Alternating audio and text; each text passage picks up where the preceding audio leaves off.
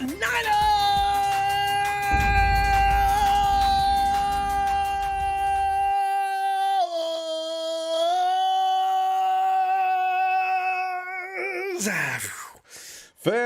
page 2 before we get into the final chapter, before we head into the season, and things are already heating up. The 49ers could insist upon staying center stage in the football media. It's always find things to get into and make them a spectacle of themselves. Fam, within 4 days of the 2021 draft, the Niners' upcoming quarterback competition for starter is already underway. I thought they'd wait at least a couple more weeks. According to one report, the Niners' first-round pick, Trey Lance, is the most brilliant and ready-to-go QB of the 2021 class. We'll be talking about the Niners' assessment of their new addition to the Niner family, and taking your calls as to whether you believe the new kid on the block will send Jimmy G packing as early as this, his rookie year. Oh, by the way, Aaron Banks, right? Mike, I was watching. Kyle Shanahan said in an interview, he said, they showed the clip of Kyle talking to Aaron Banks on the phone, and he said it was Mike McGlinchey who pushed Kyle for another Golden Doberman from his alma mater, the Fighting Irish. And I said, wait a minute. Really? Mike probably, it makes sense, though. Mike wants to work with a guy that's familiar with the same program and coming from the same place he did. Hey, didn't Joe go to Notre Dame? Isn't that why the connection between Joe and Mike was so close? I think it was. So the next time you want to say something bad about Big Mike, just remember that. He's the one who brought in Aaron Banks. Although I got a feeling Cal was going to bring him in anyway, right? All right, let's get into this. If you read enough scouting reports on Trey Lance ahead of the draft, it was a borderline consensus that Trey Lance has plenty of upside, but is unpolished. Maybe best served being groomed behind a veteran quarterback for a year or so. But the Niners, who have such a veteran in Jimmy Garoppolo, reportedly don't agree with that assessment. Instead, they believe Lance is the most pro-ready quarterback in this year's rookie class. You got to be careful with these reports. According to ESPN's Adam Schefter. Adam Schefter dropped this one on Underdog Fantasy Stream earlier today. The tweet reads, 49ers thought Lance was a smarter quarterback than Mac Jones. There's nobody in here anybody out there, everywhere, that doesn't agree with that and felt that Mac was not as ready to play as Trey Lance year one. The Georgia tape from Mac would probably agree with that, TBH. Unquote. What do we have brewing, at least in the media minds already? The Niners thus may enter the 2021 season with a quarterback competition between Jimmy G and T. Lance. Granted, Mrs. Lance's baby boy will have to prove he's actually ready to hit the ground running, and that he was worth the Niners trading 2 first-round picks and a third-rounder. I know about the first-round pick. Listen, Kyle already corrected everybody. I agreed with him. I thought so in the first place. You moved up in the draft. It was a trade, yes, to a degree, but you moved up. You didn't lose the first-round pick. You lost next year's pick, and you lost the next year after that, and you lost that third-round pick. But you didn't lose the first-round pick this year. You moved up. So a second-round pick, as I say, 2 and a third rounder to move up to number 3 and draft him. Trey, no pressure, dude. You got this. The Niners are 24-9, including the playoffs with Jimmy G as a starting quarterback. These are the facts, though. The problem has been a lack of confidence in JG as a player, but in his availability. JG has missed 23 games over the last 3 seasons due to injuries, and the team's record suffered because of it during 2 of those seasons. That's what prompted the 49ers to look into drafting a quarterback and eventually trading up to select Trey Lance. Now, not many people want to believe that. They truly believe that Jimmy G is one of the worst quarterbacks in quarterback history and that we needed to get rid of him. The fact of the matter is, the always forward-thinking Shanahan and John Lynch wanted to make sure they were setting the Niners up for success, not just for this season, but for future seasons as well.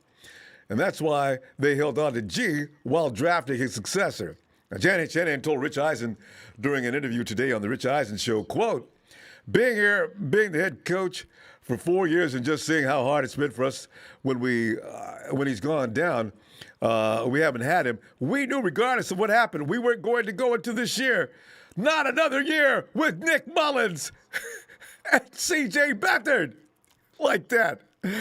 For right or for wrong, what was the decision we decided? I know Jimmy's healthy right now. I do believe the situation just with the way Jimmy is and his personality. I do think this will make Jimmy better, having someone to push him, having someone to fire him up a little bit. I mean, Jimmy's a competitive dude. Anytime, like a lot of players would have done, he could have called up and said, hey, I get it. I want you guys to trade me or move me or whatever. Jimmy hasn't done that at all. He wants to come in. He wants to compete. He's been on Zooms every day. I've talked to him a bunch, and I'm excited to get both of them in here together. I'm thinking in 2 weeks when the rookies are allowed to be here. Ooh, that should be fun. Fam, the question is, what are your expectations from Big Trey in the immediate days ahead? Is there going to be a competition for starting QB spot in San Francisco as early as the rookie debut season? Who will be the winner when the dust settles? Is it JG or T. Lance? Oh, God, this is going to be special.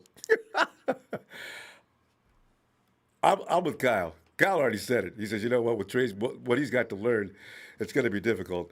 But if he can, Kyle's all for it. Hell, I'm all for it. If he can come in here and learn that complex offense and smoothly at it, put his butt out there right now. Let me make this one thing clear. I like Jimmy G because every time he's out there, we normally win, and there's a 75% chance in every contest that we're going to. But if you can find a guy that can beat him out, what does that mean?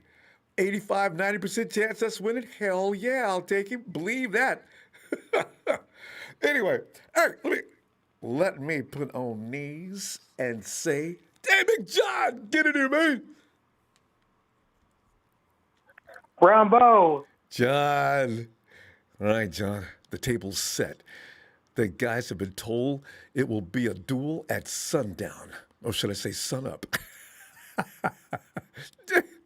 John, what do you make of this already? And we're going to go into the season, which is fun about being a 49er fan this year. We're going to go into the season with those who really just don't like Jimmy G and have already written him off versus those who really are excited to see this competition happen. And Lance, can he be all that he is advertised to be? John, you're on. Hi, Ronbo. I saw that interview also on Rich Eisen, and one thing that I noticed when Rich Eisen was talking to Kyle said something very interesting that I kind of believe, and he says that while Jimmy G is the quarterback, because he actually said that he's the quarterback, he also says it's about competition. Just like any position, we've been like basically, taught for decades that if you have a franchise quarterback, you don't replace him. But it's a different type of NFL now. And he says that if this rookie is ready to play week one, it doesn't matter if Jimmy is making a lot of money. You go with the best hand. And the players are going to know that. It's not that, the players, have, a hate towards Jimmy Garoppolo. I know there are fans out there that have hate for Jimmy Garoppolo. But at the end of the day, if Kyle Shanahan says, if I have to start a rookie, I'll start a rookie. He says, I've done it before with RG3. At the same time, I wanted to piggyback something that Trey Lance's head coach said. And he talked about, one quarterback who should be in the Hall of Fame, it's Steve McNair. And he said that Steve McNair and Trey Lance were giving offers to play defensive side of the ball. And that's 100% true. But both these quarterbacks betted on themselves. And we saw what Steve McNair did in the NFL. Small school, had great success and, had a great winning record. Trey Lance was the same way, and he says that he feels that, a quarterback that he believes, can reach that level is Steve McNair. That's coming from his head coach. Steve McNair, they wanted him to play linebacker. They wanted Trey Lance to play linebacker or secondary. And at the end of the day, I really like what the coach said of Trey Lance. Of course, they both played in horrible competition, but if one quarterback was able to do that, and we've seen Division II guys and subdivision ones have great success. And then one thing I also want to piggyback on, he also says that when RG3 came in the league, who was his coach? Kyle Shanahan. So he says that Trey Lance landed at a really safe spot for him to develop, and he could take over week 1. So that's one thing I wanted to, share with you and your audience. All right. So now to bring that into perspective for tonight's question, you do believe that Trey Lance is going to defeat Jimmy Garoppolo during the course of this year's practice and be the starter week 1? It's a 50-50. There's never a no possibility. It's always a 50-50. I'm not going to say Trey Lance is going to come in and light up the league. We don't know that. But at the end of the day, there's two scenarios. If Jimmy Garoppolo is able to stay healthy and he's 10-0 and he's having a good career year, are you going to trade Jimmy Garoppolo after going 10-0 and then put this kid in there? That's basically going to be an idiotic thing. But it is true. Maybe Jimmy Garoppolo is 5-5. They're out of that number 7 spot. They say, hey, look what Lamar Jackson did when we took out Flacco. Flacco was having a decent year, and the rookie took that team to the playoffs. So anything is possible. So I'm not going to be a guy that's going to say Trey Lance is going to.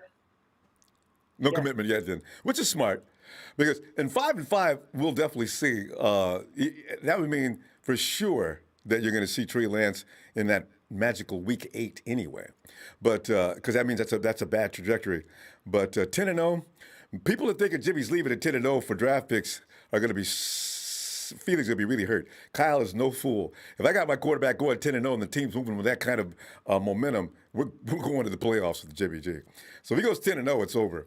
But that doesn't mean Lance is not going to get any games, and I don't think they're going to go the full season. They'll probably go at least the last couple of games. Well, depending on, I guess, the position. There's so many things. Depends on what happens this year, but we'll see.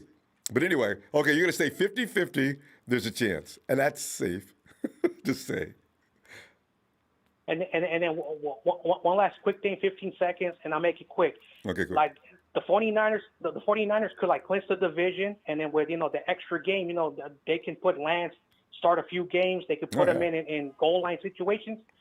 So we could see the kid play. But at the end of the day, as I said, 50-50. Anyway, Ronbo, thanks for having me on as always. And Niners all day. For Niners Ultimate Report, check him out. He's got content flowing. My dude, John. All right, fam. Appreciate it. All right, man. You too, Ronbo. All right. Have a good night. Yo, Dre. Ronbo. San Francisco. What's poppin', Ronbo? Dre, man, I'm sitting back up here. Like Coach said, Jimmy could have said, okay, y'all, I get it, all right? Trade me, move me, do whatever you want to do. I'm out of here. Kyle said, Jimmy said, I sent the boy a text already. Bring him on in here. Yeah. Say, so I'm liking what I see forward so to it. far. Jimmy's a competitor. I always knew that about him anyway. But anyway, Lance has got some serious skills. Is he going to take the dude out? I actually got to watch some nice tape on the guy, like some real good games. I went over the good ones, the bad ones, the mediocre ones. Dre, get your microphone. The boys can play. Yeah, Dre, are you on speaker? Because you sound distant. Can you hear me now? Yeah, that's better. All right. Okay, what about now? Yeah, clearly. This is good. All right, roll. Okay, cool. I actually got to watch him play and seen some good and bad games on the guy. And the boy is bad. He's the real deal. He's the truth. I think he's like a 2.0 or not that 5.0 version of Kaepernick. And he's bad. Be careful, Dre. He's People the get truth. mad about that comparison. I really don't care about who get mad, but that's the truth. He can run, he can throw. That's Kaepernick. Yeah. If y'all don't got eyes to see, I'm sorry. Go get some glasses. Go get some laser surgery. I mean, something. Do something. But like I said, the boy is the truth. I don't think he's going to beat out Jimmy because Jimmy knows the system, like Kyle said. He knows the system. And it'll take a lot for a rookie to come in and know that system. I know everybody's going to get on here and kill me and rag and say, oh, they played that system in college. Yeah. But it's not Kyle's playbook, his exact playbook for the San Francisco 49ers. We're not talking about his college career or none of that no more. We're talking about X's and O's from Kyle Shanahan for Sunday himself. And Kyle said it best. He don't think he's up for the challenge, but if he is, he's always up for competition. But yes. I don't think that he's going to beat him out. I honestly think that at the end of this season, if we go to the playoffs, they're going to ask for their draft picks for Jimmy. Jimmy knows he's leaving. Kyle made that clear when he explained the draft pick. When he explained trading up for the draft pick, he made that clear. This is Jimmy's last year. And he's going to trade him for a first-round pick, nothing less. But I think he'll take a 2. It depends. I think that 2 and another 2 and something else could move us back up into the first round. You got to get 2 picks. If Jimmy goes to the playoffs and does really well, and heaven knows, with the bashing crew they got now, if 49ers get to the playoffs, they probably will steamroll everybody and win that Super Bowl this time. I think they will.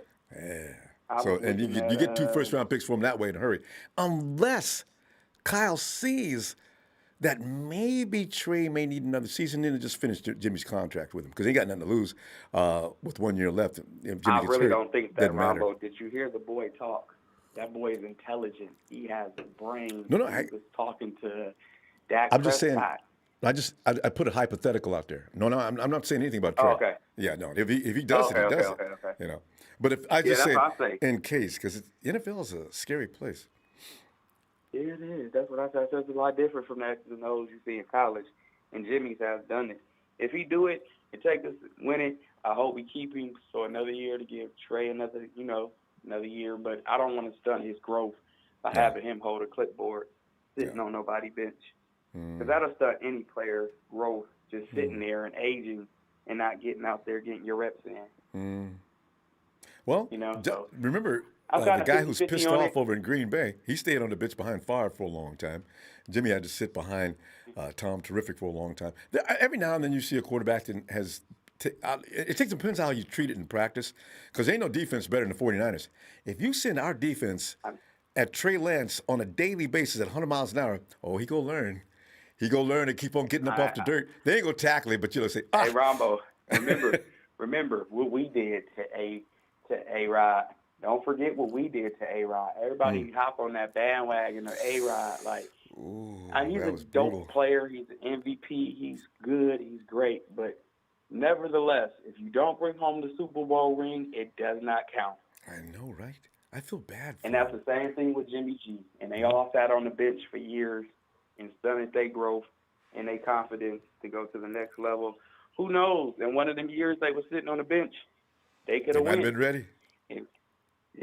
And you left him on the bench too long. Now look at Jimmy. He's real brittle, frail, and all that. AD, we had him running around the field like he was seeing flying ghosts. There wasn't no ghost, though. They was beating his butt. Every time you looked up. That was just Nick Bosa. That was just Nick Bosa. Eric got him one time. I think we beat him down about 3 or 4 times, I think. Yeah, we did. We did. And everybody, let's get AD. I don't want nobody who asked we would. Put it to you that way. Let's go, Trey. Straight to the bank. Let's do it. All right, Trey. Because we learned, I'm going to say this and I'm going to get up out of here, Ronbo. I appreciate you for what you do. And remember this, everybody. You don't want nobody we beat up because after we beat you down, it seems like the very next year, another team comes in on what we did and just pounce all over you. Ask the Chiefs. All right, Ronbo, stay smooth. You too, fam. Have a great night. Paul III, I see you. After how badly sourced all media reports were on the 49ers draft pick and only believing what I hear from Kyle's mouth, and he likes a pissed off Jimmy G. That's true. I got to tell you, though, seriously, fam, I don't know if you thought about it yet. I may be, a little worried unnecessarily. I am seriously concerned with what's going on in Tampa Bay. That team looks brutal. Oh my God. I ain't gonna lie. They look scary. They got all them dudes back again, and they got their second year to play together. That's bad news, fam. If it comes down to an NFC championship game, I'm gonna be sitting under this table asking everybody on the hey guys, what's going on now? Chill. Phil. Hey, Ronbo. Well, Phil, already, as you know, the media's, they got to keep things going. Oh, Phil, you know what I got to kick out of? Somebody asked Gerald Jeremiah, hey, you guys lied. Gerald Jeremiah, we just went by the reports, okay? That's all we can go by. Well, Yeah, can you guys think on your reports own? And they all feed off it. That was funny. Now they're defending themselves. I'm glad somebody asked them. I'm sorry. But also, I have a bone to pick with that first caller. Did he Okay. listen to Rich Eisen's podcast? Have you heard it, Ronbo? Yeah, I did. I just, in fact, about an hour ago. Kyle said Jimmy's going to be my starter week 1. He True. basically came out and said that. Clearly. He doesn't expect Trey Lance to pick up the offense in a few weeks. And I wouldn't expect Trey Lance to pick up the offense in a few weeks. It takes weeks I don't to know. pick up to the NFL speed, to the NFL game, to the nuances, to the play calling. I mean, come on. Let's get real. Has there ever been look at Andrew Luck. Look at Peyton Manning, their first year. They weren't very good. And they were the best quarterbacks ever to come out of college football with 4 years of experience playing college football. This kid's had 1 year. Let's be real and let's have the expectation. Joe Montana didn't start his first year. Yeah, him and didn't Steve start Spurrier were going his back and first forth. year. Yeah. Come on. The pro game is like men against boys. And so let's be real. Trey's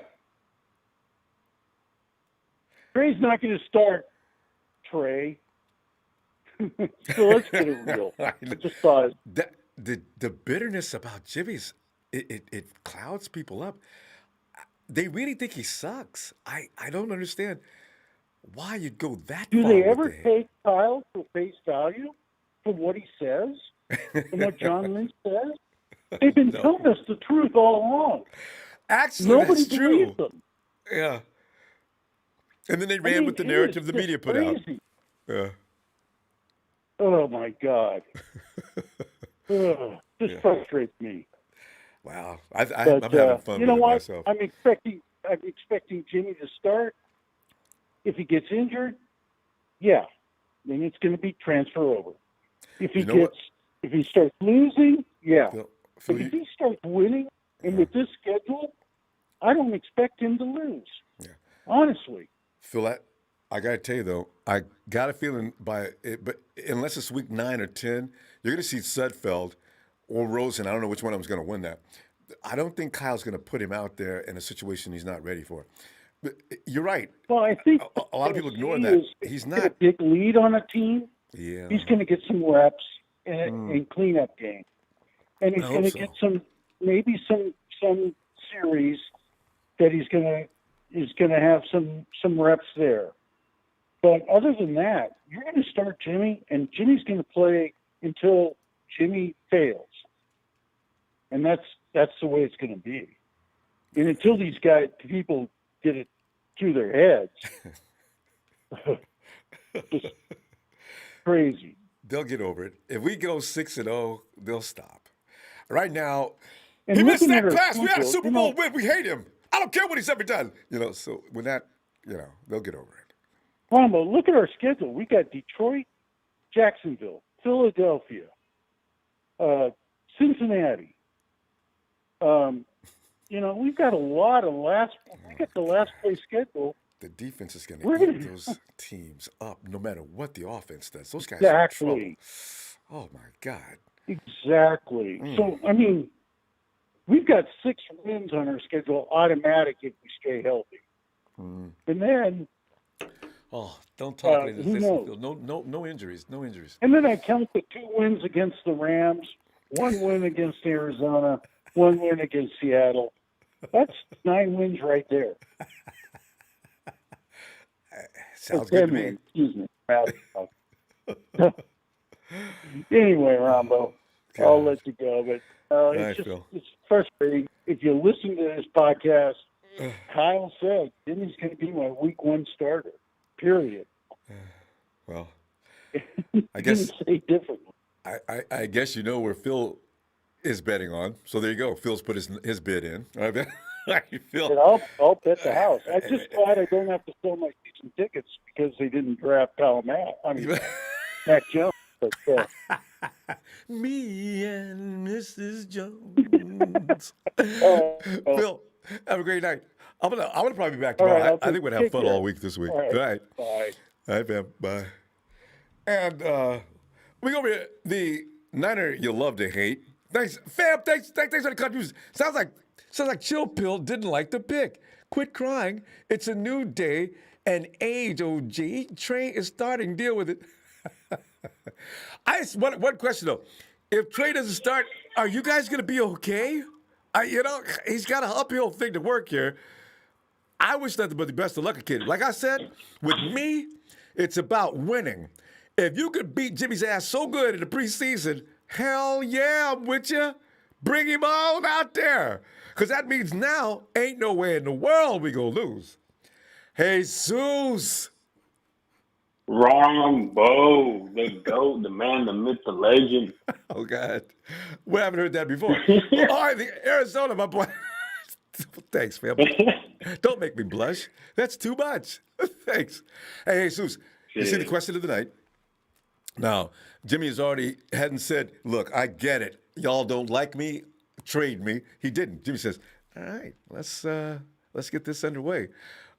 Jimmy could be fired up this year, provided he stays healthy, to look a lot like what he probably looked like in 2017, I'm anticipating. But Jesus, will it be enough to stop the onslaught of the mighty Trey Lance? Man, first things first, man. I'd like to give a shout out real quick. I'd like to give a shout out to my brother Eddie E. I'd like to give a shout out to my brother Eddie E. Chad Garrison, Josh One, all the homies up in here, you know what I'm saying? And shout out to Ronbo Sports. Thanks, but man. all I gotta say, I'm going back and forth with a couple of people in here. I'm saying I want Trey Lance to get the same opportunities to be able to start on our team. I don't want, just because he's a rookie, he doesn't get the chance to start. No. I want Trey Lance to get the same opportunities to become a starter and really earn the spot. Now, if Jimmy outperforms him, okay, make Jimmy G the starter. I'm cool with that.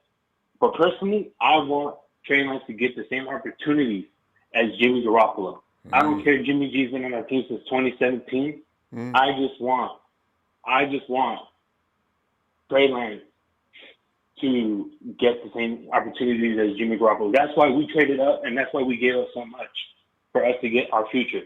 That's all I got to say. There you go. And he better get the same chance. Kyle is no idiot. He's definitely going to want to know, are you the one? Are we going to rename him Nemo? It's just that simple. Ain't nobody go hold him down, Jesus. He's going to get every opportunity. If he's got it, Kyle likes to win. He's coming in. Yeah, facts. Yeah, you know what I'm saying? Like, hey, if Jimmy Garoppolo is going to start, if he starts, then he starts. But I want people to know that, hey, a rookie could start on any team. Hell yeah. Whether if we're still a playoff team, or we're a rebuilding team, I don't care what it is. I want people to understand that, hey, if you're a rookie, you still have the chance to become a starter. Look at Joe Brewer, look at Derek Carr, look at all these players, bro. Yeah. So I don't want people Russell to Wilson. say, oh yeah, Trey Lance is just a rookie. I don't want. That's just his status. That's just his status, Jesus. Now, can he come in and say, hey, man, later for that rookie stuff, man, I'm here to play. And he shows it, gets it done. Man, make no mistake, he will start. Right. I just want Trey Lance to be given the same opportunities as Jimmy Garoppolo. I just don't want him to be like, hey, Jimmy G got more reps than Trey Lance. I don't want none of that. Hey, Oh, you mean in practice? In the OTAs, yeah, exactly. Now, Kyle wants to know. Kyle really likes this kid anyway. He wants to know. And in preseason, after the season starts, okay, the starter gets all the reps, and then the backup gets everything else. But in the preseason, bet you your last dime. Kyle's gonna want to know, does this kid got what it takes? Bring him on out here. Let's go. We'll see it in preseason, right. And we'll see in other things. But no, he's gonna get a shot. That's why they got him, just like you said. Exactly. There's a reason why we drafted him at 3. If we didn't need a quarterback at 3, we would have probably gotten Kyle Pitts, the receiver, the best player in the draft. Oh, don't get me started on that. Keep in mind, though, Jesus, also what Kyle was very emphatic about is every time Jimmy's went down, the guys that came in did not have enough juice. They just didn't. So, now, if in fact he does beat Jimmy G out, of course, that's another story. But if he doesn't beat Jimmy G out, he stands on the bench. Now you bring him in. That ain't CJ. That ain't Nick. This dude is for real. See, that's also what they wanted to make sure is in place because it pissed them off that every time Jimmy goes down, we can't win anymore. So that's also part of it too, as well as you want to. Jimmy G is going to be too expensive in 2 years, no matter what. So you got to make a decision now to get that kid in here in a rookie contract, and so you can keep on going and keep building around the team. So, right, yeah, that's the thing. Right, because there's a reason why we drafted him. I don't care if say he gets the starting spot and say he doesn't get us the playoffs. Hey, it's still opportunity, and he still got to learn the playbook. It don't matter. What's his win. It's his first year. He didn't play football last year. Mm-hmm. So maybe that's the reason why he's going to probably be a little rusty. But Jimmy Garoppolo was majority hurt last year too. Mm-hmm. I'm not bashing Jimmy G. I'm not bashing Jimmy G. Yeah. You know what I'm saying? I want opportunity. I want people to, I just want the best quarterback available for week 1 for my 49ers.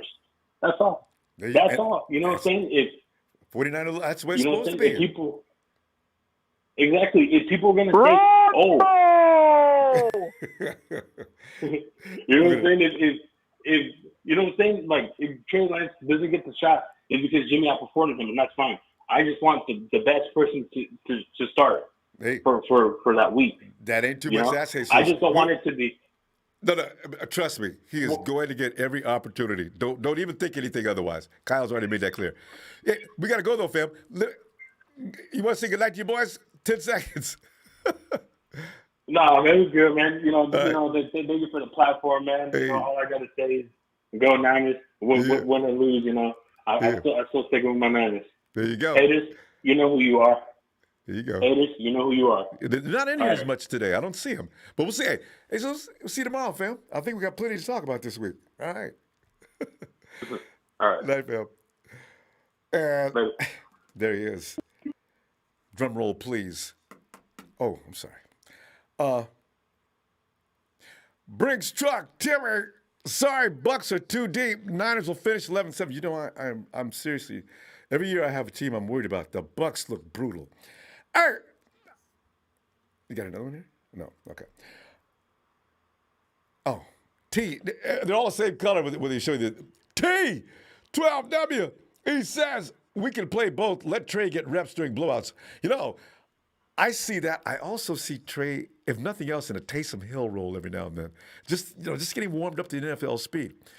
And 49ers on the report. Thanks, fam. Hey, caller, Bill, please don't name call me out on Ronbo.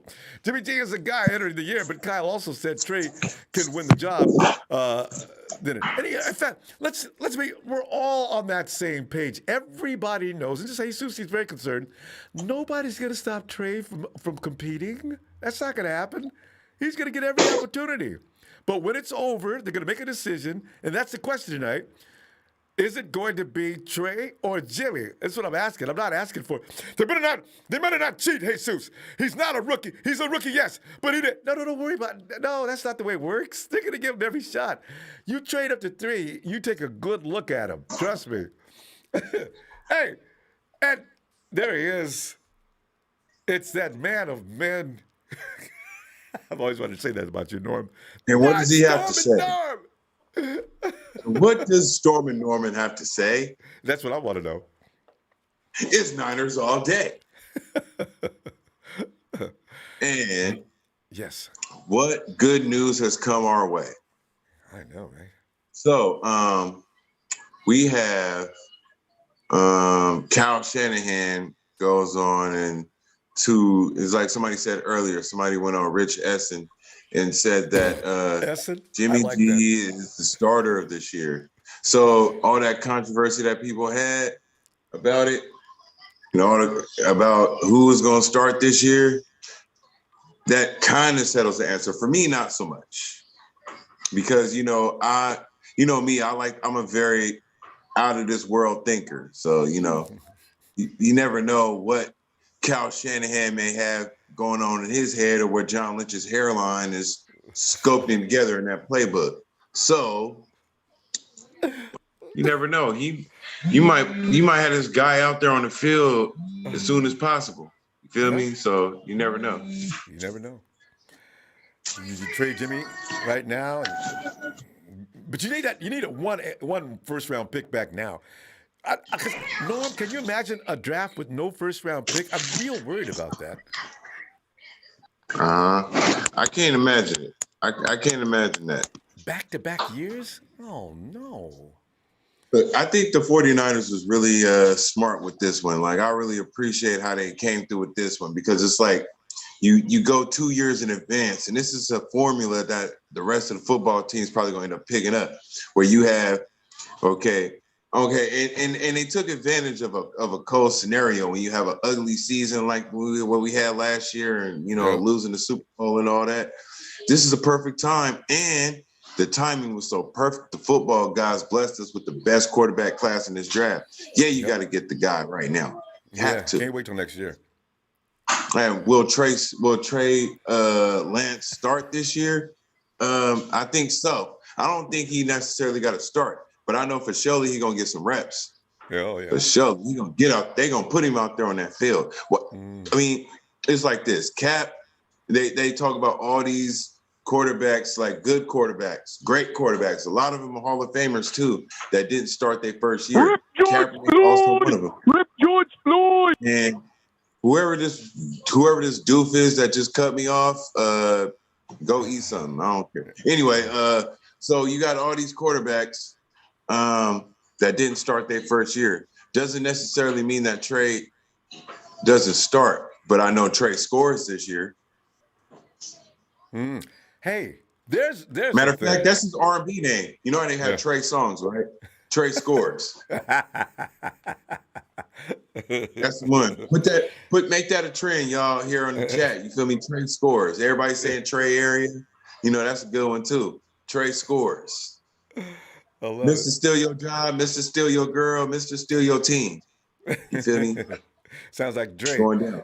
When it comes to relationship with your girlfriend or your lady, right? It's first Dre, and then you.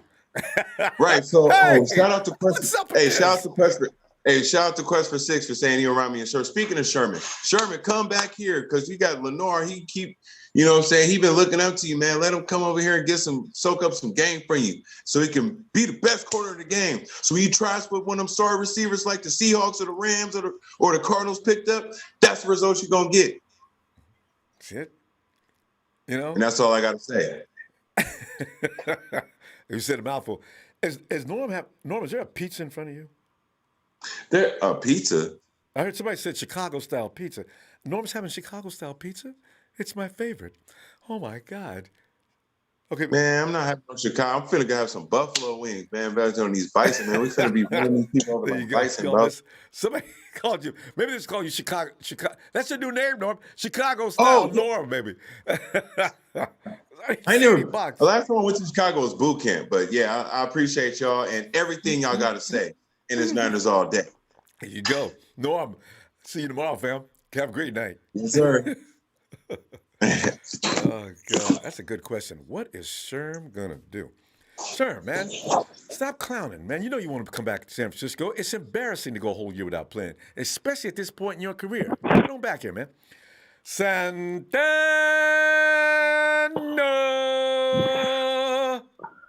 What's happening, Ronbo? How you doing, man? Oh man, Santana, man, I'm looking at this situation, man, and like, you know, it's like the media's already created the battle between, Jimmy and Trey. You know, so I'm wondering, like, wow, man. I mean, Trey is going to come in and just unseat the JG. I said, you know what? He's brilliant. That's been well documented. He's definitely got skills. You can see that the 49ers are moving toward a bash. I mean, the Bash brothers. The 49ers go beat people up this year, Santana. So, you put out Trey out there, it's 11 on 11 because now Trey will beat your butt too running. So we got all that running going. You got Kittle, Debo. You got this new guy we just picked up in the draft. You got the guy we got from the Giants. There's no rest for that defense and that offensive line. We got the Golden Dobermans on the right side. We've got in the middle, we got Alex Mack. Oh, we got on the left side Trey and oh my God. Woo, there's gonna be blood laying all over the field, Santana. Is it gonna be Trey or Jimmy to start off 2021? Yeah, first of all, Ronbo, can you hear me pretty good or what? I hear you clearly. Yeah. Okay. Cool. So look, for me, man, I think what's gonna happen is it's gonna come down to how fast Trey Lance can learn what's called pick up the playbook. You know what I'm saying? And if he is able to pick that up quick, I think that's when the competition really starts for that quarterback spot. So I mean, if he picks it up during OTAs and before the season starts, then we could possibly see Trey Lance start. I don't see why he shouldn't be able to start. You know what I'm saying? If he learns the playbook, like I said, because if he knows the playbook, there's no reason for him to be in the bench, none whatsoever. Because he needs to play. So Santana, you feel like he's not going to need any NFL adjustment. He'll just be ready to go right out there after playing one game last year. When you mean NFL preparation, you mean like the NFL preparing for himself to because okay. every with rookie has that to come in. I agree with you. I agree with you. And see what that speed's like, and if he doesn't get overwhelmed, he'll be fine. If he's looking around like, whoa, shit, then it's a different story. But he's not probably an shit guy. He's probably, okay, y'all run into me, you're going to have a surprise coming. He could be like that. No, but what I mean when I say preparation, I mean like before the games, like let's say preparing for that week. I mean, maybe he might need time for that to kind of adapt to prepare for that week's game, like before the game, whether it's, learning plays or whatever it is, or whatever they're going to run that week against that team. Maybe he might need time for that, to kind of pick up. But like I said, if he knows the playbook, I mean, I don't see the benefit of him sitting down if he knows the playbook. If he let's say he completely knows the playbook, I don't see the benefit of him sitting down because he needs the reps and stuff like that. And I mean, the only reason I can see him, like you said, sitting down is maybe for that, like how to prepare for the games.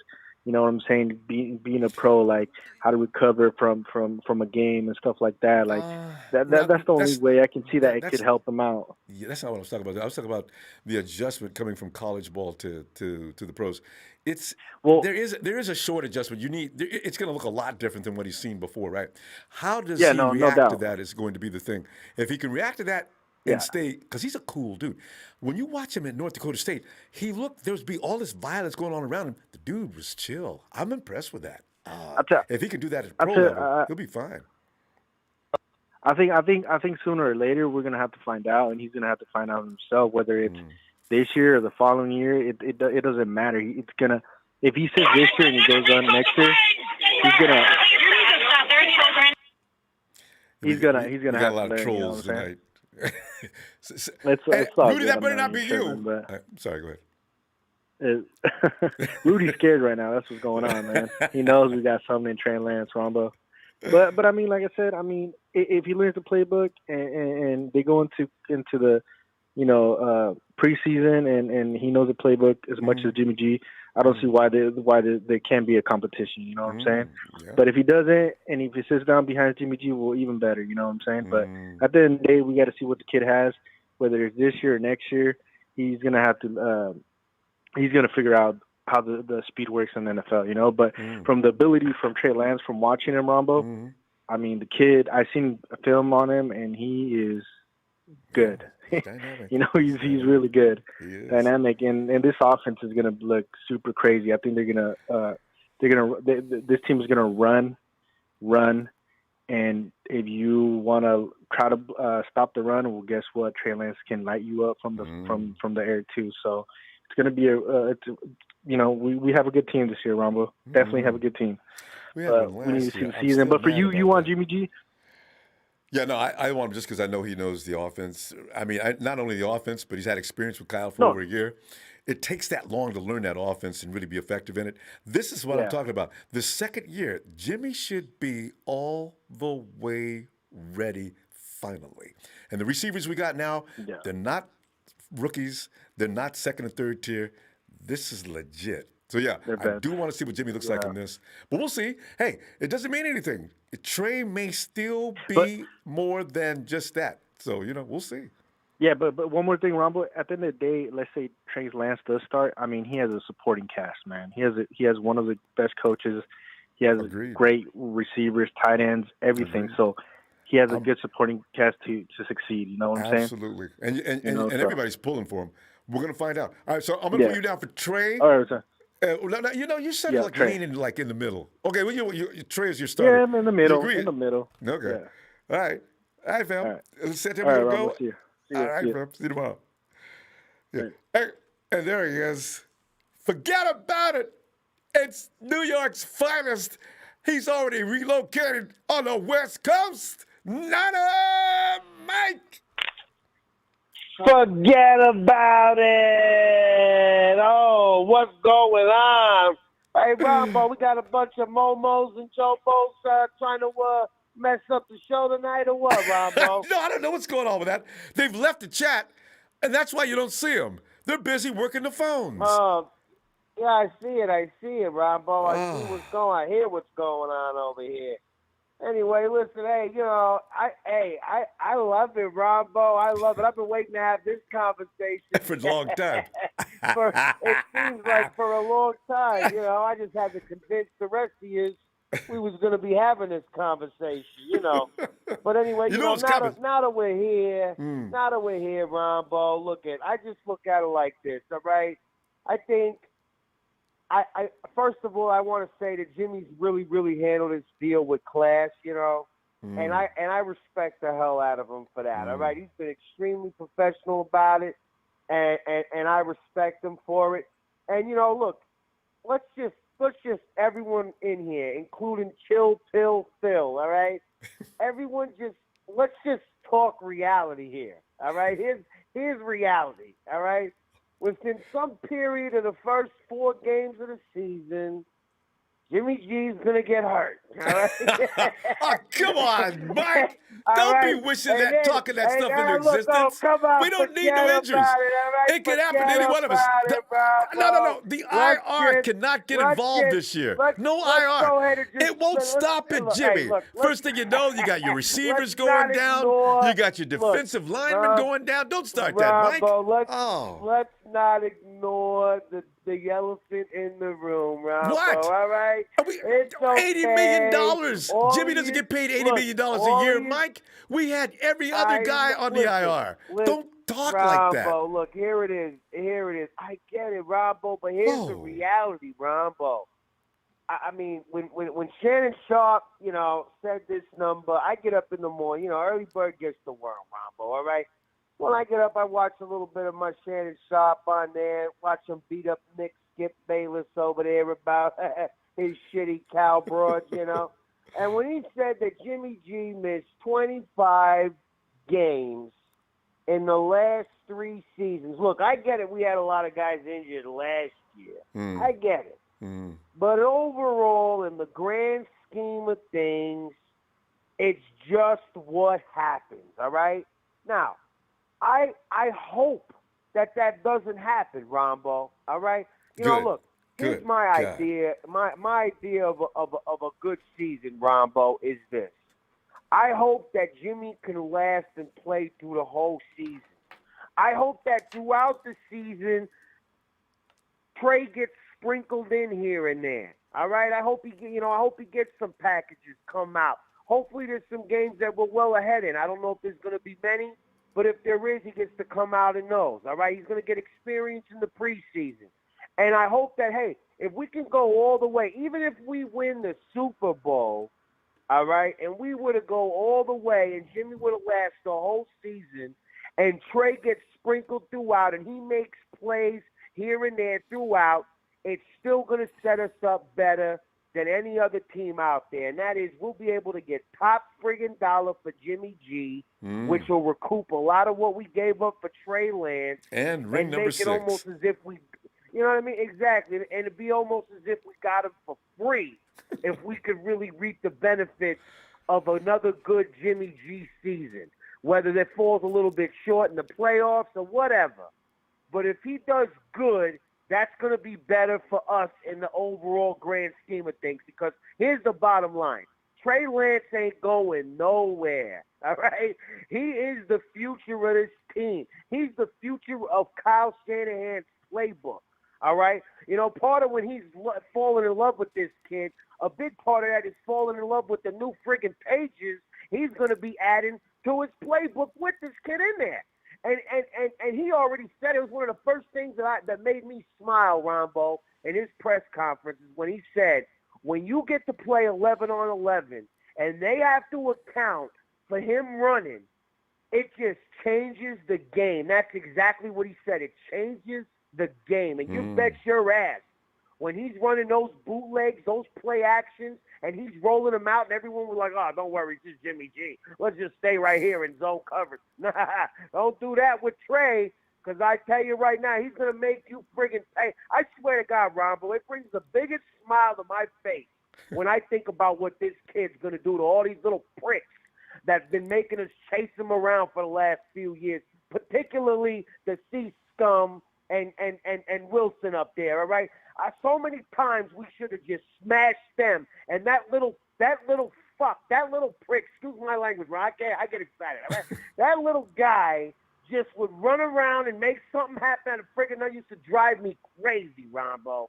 And to know that we got something that we're going to deliver back on them, but you know what? It's not going to be scrambling around crazy. It's going to be sick, twisted design by the schemester himself to take Trey Lance and just make him punish you in every way that he can. And I can't friggin' wait, Ronbo. Yeah, I can't friggin' wait. Mike, but we're going to run out of time. Until then, yes. All right. Well, until then, It's we clear. cheer on Jimmy G. All right. It's All right, definitely Ronbo. Mike's choice. Hey, I love you, It's definitely Ronbo. G for Thanks for start. having me on. All Shout the time, out to Mike. the faithful out there. Shout out to the TNT family. All right. And forget about it, Ronbo. I'll see you on Wednesday. All right, looking forward. Night, Mike. All right, Ronbo. Hey, Rick. What's good, man? Oh, Rick, man, we're looking at this situation that's brewing right now, and you know, a lot of people want to see Trey start.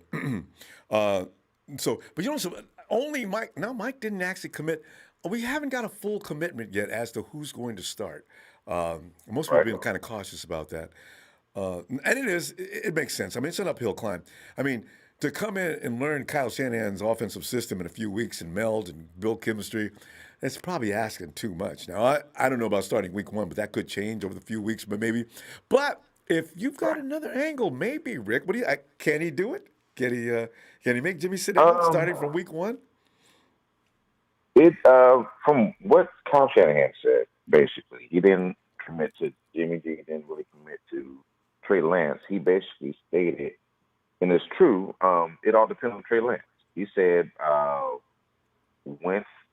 once he knows it and it's obvious not only to him but to the team, then he'll make the change. Mm-hmm. So right now it's basically saying, look, Jimmy G is kind of the guy by default, but it's basically as long as Trey Lance doesn't catch it. But once basically he said, look, Jimmy G, you're the guy, but just know whenever Trey Lance catches up to you, if it's apparent that he's caught you, and he gives the same opportunity, if not better, then we are going to make the change. So I think it's great that Jimmy G is reached out to him, texted him, and is going to work with him.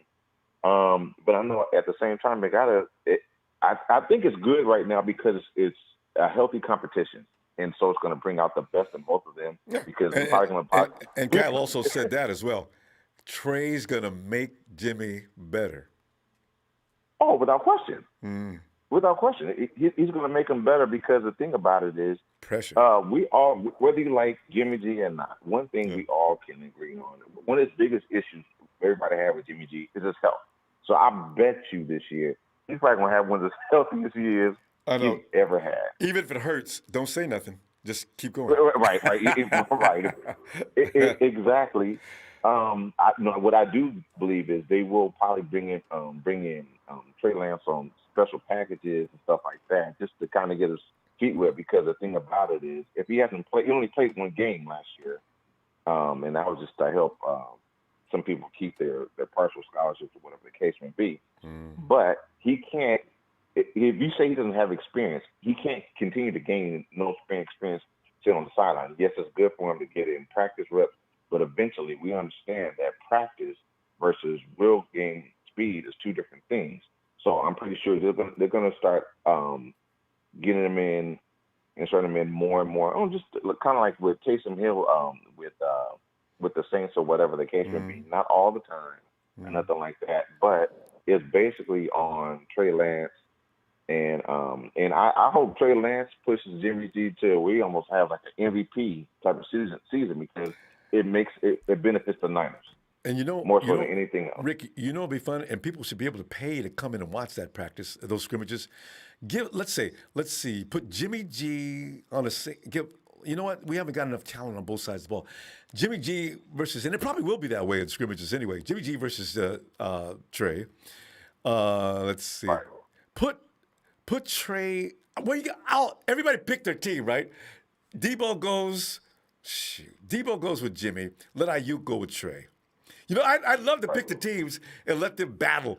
I don't know. Defense, let's put the defenses the same for both teams. No, you can't do that. No, you can't do that. Exactly. Yeah, you know what I mean? That'd be pretty fun. I'd pay to watch that. It almost be like it's like the defense stays the same, but it's two different offenses. Like you said before. You can't put. No, you could run the same offense. No, you can actually run the same offenses. What am I talking about? Because they're not going to be on the field at the same time. You can have the same personnel and give them the same play. But just for the pressure of the competition, I'm just saying, just for the pressure of the competition, give them two different teams. But we don't have enough talent to. We actually do though now. Every room's got a lot of people in it. Well, I'd pay to watch that. All right, because I just want to see what level Jimmy can go to, and I definitely want to see what level Lance can go to. So, because I know, but a lot of people still think Jimmy's a scrub. But I know, man, you get that dude going. Don't be disrespectful. Don't be disrespectful and say Jimmy G. There's a lot of people do. Anybody that, if you're being real about Jimmy G, the biggest issue you should have with Jimmy G is more or less his health. I mean, because when he's on the field, he wins. Whether you like him or not, you have to acknowledge that much.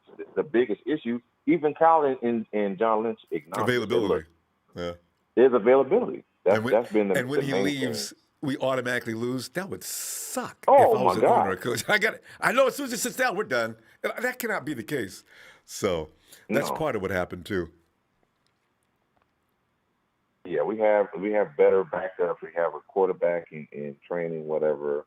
And trust me, for me, I would rather Jimmy G kind of at least start the first 4 or 5 games, kind of sprinkle with Trey Lance in some, and depending on when we have, depending how our record is or whatever, and if they decide to make a change, and depending on when the bye week is, I would love for him to sit, kind of get more acclimated, whatever.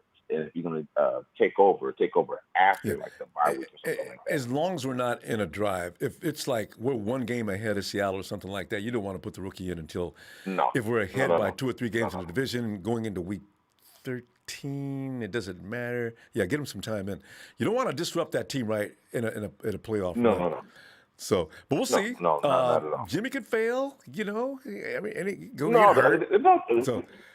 Anybody that's a Niner fan, I'm going to root for Jimmy to fail. And so the thing about it is, you want to feel good. You want to feel good as a Niner fan that Trey Lance beat him out.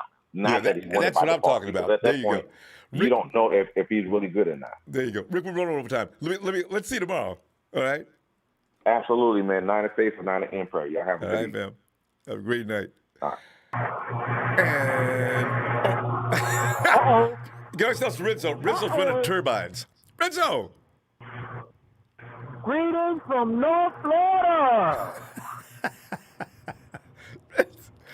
Renzo, I kind of you're around power all day. I can see that right now. Renzo, we're already putting it on the table since the writers have already started it. The competition is already underway. Ain't a snap one taking place yet. It's Trey Lance versus Jimmy G to start the 2021 season. Can Trey get rid of Jimmy as early as week 1? Man, hey, I ain't gonna lie, that's gonna be tough. It's gonna be tough because Jimmy know the playbook now. I gotta give him credit. But like you said, if Trey can learn it and execute it, There's a word. There's a key word right there. And execute. Yes. Yeah. Because one thing about it, my philosophy, everybody look good, and quarterbacks look good in practice when you got that little red jersey on. Yeah. It look good. Yeah. But when you put them in the fire, man, it could be something different. Yeah. It's scary. But if he take it from Jimmy, hey, Jimmy, we got to do this transition. You're damn right. We love you. We wish you the best. And thanks for all you did. And we're moving on. So Moving on. People get the wrong idea about me. Ronbo love Jimmy, man. Always got it back, no matter what. Hey, listen, I like winning. When this guy's on the field, the 49ers win. That's my MO. So, but if You're he can, 100% right on that now. hey, but if Jalen can beat him, not Jalen Hurts. Jalen, please get back. If Trey can beat him out, hell yeah. Yeah. Because I see it like this, Rumble. Jimmy Ball, he get us a W. He do what he can, and it always comes out in W. He ain't going to do nothing real wild. He ain't going to light the scoreboard up, throw for 300 yards every week. That ain't Jimmy. He just going to do what he do and get the W. But Trey, we all excited about what he brings to the table, you know what I'm saying? He got the feet work, but I want to see how this arm going to look. Because I be going online, and I'm like, man, they always want to show the man running. I'm like, man, show the man when he throw the ball. Give me some throwing highlights. Somebody else said that about him, too. You got to watch the whole game. They be trying to make it look like, I'm like, man, y'all trying to make it seem like he a one-dimensional quarterback. Like, man, don't do that man like that. Don't do that, But I'm excited, though. That's a good thing about him, though, Renzo. When that dude runs, that's why I picked him in my own mock. I said, this dude starts running, people just be falling off him. He's strong. You can tell by that lower body, this dude is powerful. So, if he busts a move, I love it, bust a move. If he busts a move, it's going to be tough to get him down. Although, NFL's got some big dudes. It's like Papa Dragon said, some of them dudes that's falling off him wasn't all that. But anyway, he's powerful. He's confident. I like him. And he got a long stride, too, Rumble. He be moving. That I got to stride. get he be moving. Once he gets moving. Yeah, it is. Yeah. But, hey. That's where the comparison ends, I think, though. He's got some touch. I want to see what he looks like throwing guys open. That's a requirement in Kyle Shanahan's offense as well. I don't want him throwing bullets trying to beat a defender. That's how you get INTs. So we're gonna see. Yeah. Hey, this Shanahan pride and joy right here. This is all Shanahan. He's finna mold his creation. We finna get a chance to see what Shanahan, what he really knows. Yeah. He's finna put his foot in this one. Because I can see him right now on the sideline grinning from ear to ear like, look what I done did. Get that first down. Wham! Yeah. We're going to run a lot this year, though. We got an army of running backs. And high quality. Ain't no weaklings on that running back crew. Oh! Somebody got to go. No. Somebody got to go. No. They go to the practice squad. I'm keeping I'm keeping at least 6. I got 3. I can fill up that practice. I got 3 on the roster, on the active roster, and I got 3 waiting. Renzo, at the keeping end of the everybody, season, Ronbo? it's a 17-week season. 16 weeks, Yeah. we end up with 2 running backs every year. I need extra running backs. I'm going to have some I can call after I cut them. Listen, I'm going to keep your phone number. Stay in shape. I can call you at any time. Yeah. Yes. Yeah. Yeah, I agree with that. You know. Hey, they might call you, Ronbo. Keep your phone on. I'm ready, Jack. And I don't need no pads. I've got an attitude. I'll slap a man down before he can touch me. Rizzo, All right, Ronbo. I'm finna let you go, man. I got to get back to work, brother. I can see that. And Rizzo, be careful. It sounds like huge machinery. I'll talk to you. Oh, man. Be back. Hey, the machine does the work, and I just make sure it stay running. That's all. All right. Rizzo, I'll see you tomorrow, fam. All right, man. Yeah. Yes, sir. Be safe, bro. You too. Whew, man, Rizzo must work on jet turbines. Hey, Steven. Ronbo, how you doing, man? Steven, man, I'm enjoying it. This is like what's so fun about this time of year. NFL never ends, all right? So early Monday, already, there they are. Schefter says, it looks a lot like it could be Trey Lance. Really? All right. So Jimmy's going to go out there and compete and get beat? All right. It's on. Let's see this. So, I'm amused by and make no mistake, if Trey Lance could beat Jimmy G out, I'm in full support of it. This is my only fear. I want to win. If Lance could beat out Jimmy, I know we're going to win. You know what I'm saying? So with that said, where would you put your gamble?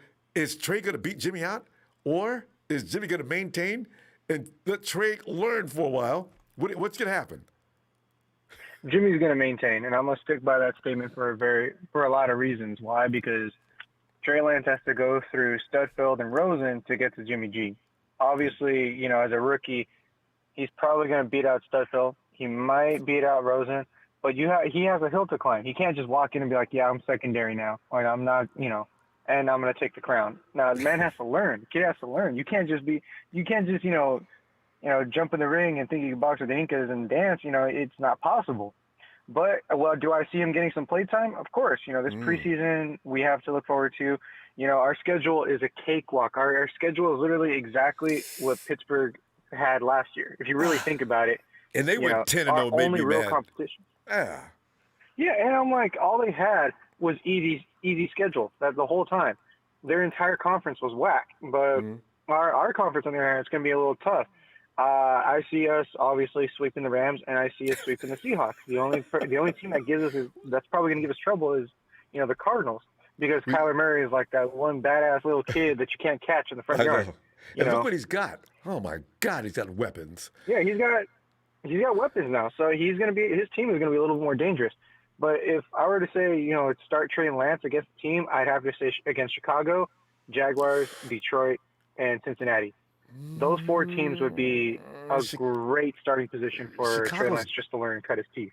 But the Bears' defense is really, oh man, Khalil Mack, you got those. That defense, I don't know. There must be a better team. Start them against the Rams. No, the Rams' defense is Aaron Donald. You know what? There is no real defense that you could really call a wimpy defense. Everybody's got. I don't know. Cincinnati. Ronbo. I kind of see Cincinnati and Jacksonville. Well, Jacksonville's building a defense. They got a lot of young. They pull some rookies. Mm-hmm. But I will say this, Ronbo. I'm glad we picked up Trey Lance. I can't fathom what would we do if we picked up Mac Jones. I know I said I like Mac Jones, but looking over Trey Lance and what he can do and his capabilities stacked up to Mac Jones, it's just almost night and day. It's like they're getting their Ferrari, exactly like how it was said, But the way I put it is, would you rather get a Porsche or would you rather get a Ferrari? Obviously, they got their Ferrari. Now they're going to put. Now the playbook has opened more. My biggest fear, though, Ronbo, about that is I hope they don't run any pistol plays too much, where Trey Lance would have to run, because that killed us during the Horrible. You know, we all saw it. You know, but you know what? I see us. You know, that's Greg Roman. Kyle's run game with the quarterback's going to be a lot different. Kyle's going to be looking. Kyle's picking up all those bruising running backs. He's not going to have Trey running as much as people think. A lot of people think it's going to be Trey on one play, the running back on another play. No, Trey's got to throw the ball. Yeah. That we do rollouts and play action in order to set up the passing game. So he's going to have to be able to do that. So or Kyle Shanahan could take a page off of what's his name, the coach from the Saints. I can't remember his name. Sean Payton. He could take a page off of him and rotate him and Jimmy, like the way Drew Brees and Taysom Hill did. I mentioned that already. I'm with you on that. I'm all for that. I'm all for that. You know, just sub out Jimmy, put in Trey Lance, get him a couple of plays, sub him back out, but obviously never against the divisional teams unless we have them beat by like a good, 14-point lead, even, I want to say 3 touchdowns ahead. Don't do it when, it's a field goal and there's like the fourth quarter left. No, don't do that. And he ends up getting hurt. Oh, that would be so bad. So, yeah, I agree. It would be devastating because we would basically be back to square one last season, but except we at least have Jimmy. Yeah. My thing is, another thing I want to point out is our guard, what's his name? Aaron Banks. Aaron Jones? Banks. Aaron Banks. He is key, and I will say this with full throttle support. I hope they start him immediately, because with him out there would seal up an entire gap, and it would open up so much room for our run game to go in and out. It would be easier for them to find the hole. Hopefully, Mostert can find the hole better this time than he did last season. Him running to the left, he always seemed to get stopped, but at least with the right kind of opening up now, he can go to the right side. It's gonna be a phenomenal season, Ronbo. He didn't know Williams yet very well. That's going to change. Continuity is everything with an offensive line, and that's what's going to make that work. Because you remember the year before, those guys had all been together for a whole year already. So the second year, we set records. That run game was brilliant. So Ronbo, it's going to be a great season. Our only team to look out for is the Bucks. That's all I'm going to say right there. The Bucks and the Chargers or Chiefs on the AFC. That's all you got to worry about. Oh, all right, Steven. We're going to go, and we'll see you tomorrow, okay? Good stuff. All right, Ronbo. All right, good night. And then, good night. There's the other show. I'm not reading that, but thanks for the contribution.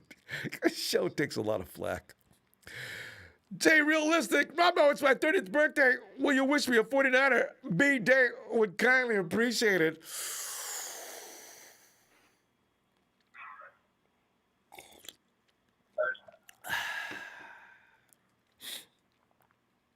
Happy Niners birthday to Jay Realistic. Happy Niners birthday, Jay Real. Happy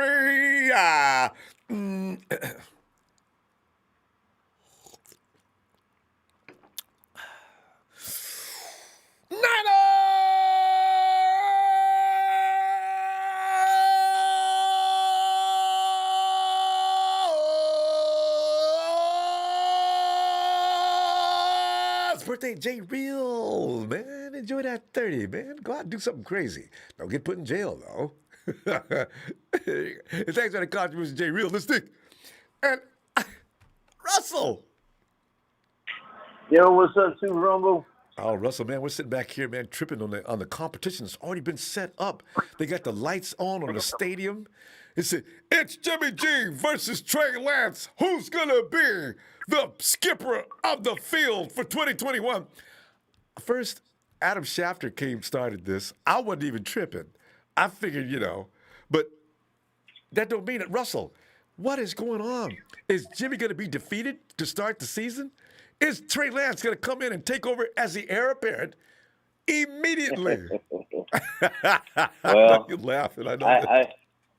I've been listening pretty clearly. I've been even trying to give it some good thought, by George, I love all the fam, and we all are so opinionated. It's so funny how we're like half of them like, oh yeah, it's all about Trey's gonna start, and the other half like, no, I believe in Jimmy. Like I heard a couple guys, a couple callers before say, I give Jimmy, his credit. He knows the playbook. He's smart. He'd do good. But here's what I gotta say. I did have a couple thoughts, and I mean no disrespect, but like there was a guy. He was called. I don't know, probably half hour ago, 45 minutes ago, and he was talking about Jimmy G or Trey Lance. He's like the 50-50, and I'm thinking to myself, I'm like, all right, cool. He's a phenomenal quarterback. Trey Lance coming out of college. He did great, obviously. But like the difference between college and NFL is like night and day to somebody, and people are like, well, so and so did great. Well, yeah, but look, out of the only 1,000 plus people, I don't know the exact number, but like there's only a few megastars, superstars. So like even the best of the best, there's only a few of them, super cats And so he's coming out. My point is this, though. Like, is he going to be a super cat? Well, if he is, here's my thought, like, dude, do him like Steve Young did. Do him like Rodgers did, And I'm not saying make him like 3 years, but here's what I think. Kyle and John have been pretty honest throughout the whole thing, and they've told us exactly what they were going to do. And so far, they've kept their word on everything they said they were going to do. True. And my thoughts, for sure Jimmy's going to start. They want Trey to be amazing, so they don't want him to come out, get his feelings hurt on the first day because he just got his ass whooped for the first time, and now he's going to be butthurt. But, I mean, he's not going to. He's got a great attitude, but you know what I mean. Like, but he's not going. They're not going to Josh Rosen him. Let's start quoting that. Like, he won't be Rosen, so.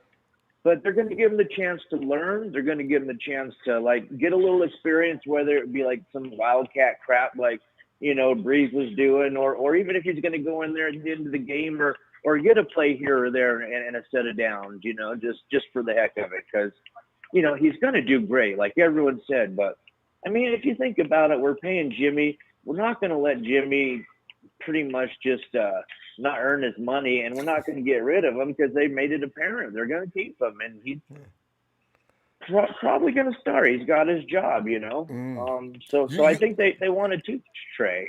And Russell, you probably underline the biggest factor in this. I wasn't going to say anything because it bothers people. Everybody thinks, Ron Yards, right? Jimmy's nuts. I know. I'm just trying to tell the truth here. Jimmy's getting paid $26 million to get beat out. What are you going to do now? Yeah. You're going to trade him after day Ain't one? happening. It's a little difficult to trade him at the that deal. point. If he gets beat out, he ain't going nowhere. He just lost his career. He'll be a second string for the rest of his life. But if he goes there and he balls out this year, and then if he balls out and says he takes us to the bowl or even the NFC or even close to the playoffs, but he did good, 4,000 plus yards, 5 interceptions, did super good because he's going to ball out. He's got feelings too, and if I'm a veteran and I've been doing this all my life and I've had a couple bad injuries, but I think this little rookie's going to take my job. Oh, F no, dude. I'm going to kick ass, and I'm going to show you why you're going to be sad to get rid of me next year. See, that's what I'm talking about. Right? And for all those who think Jimmy just really can't play no ball, that's really, don't bet on that. Jimmy can play. He had one or two embarrassing plays, and the most embarrassing when he did that circle, and he was just like someone was on his back, and he was just doing the circle, and that was scary. I felt so sorry for him. And you know what? I got a feeling there must have been the fear of God in the man. I mean, I don't know what was coming at him at that play, but what I want to see is less of terror and a little better work from the offensive line. When those guys breach through the middle, that has to be terrifying. If you're coming around the edge, I got time to adjust. Or even if an inside lineman is coming up, but don't come right past the center. Whoa. If I didn't step up, that's got to be a scary feeling. Those guys are bigger, too. That's a 200 to 285, 90-pound man moving at high speed. Yeah. And they're going to hurt you, like in Dominican Sue, man. I wouldn't want that dude tackling me. Oh, Jesus. Dude's arm is bigger than most guys' body. So when people laugh at that, I say, that's funny. But if you've never been out there and you hear that monster come through, usually the last thing you hear is, and eventually you look up, oh shit, no, and now Yeah, it's like no. your survival instincts will take over. And damn football, I'm getting out of the way. So it's a scary thing. But Jimmy's got to step back further. I want Yeah. to see more rollouts and more play action. Kyle sets some of those executions up. So, Well, let's just hope it was all injury, and I'd love to see him do good because he has been nothing but classy, and I really got to give credit. And his record speaks for himself. From day one, he came in, got us a touchdown against the Hawks of none other, and it gave us a little bit of hope. And from then, can we really blame the injuries? Yeah, he kind of looked kind of trashy last year for a few, but he was also a little gun shy from getting his leg ripped out, High ankle sprain must be really hard. I've never had one. That was hard to work on.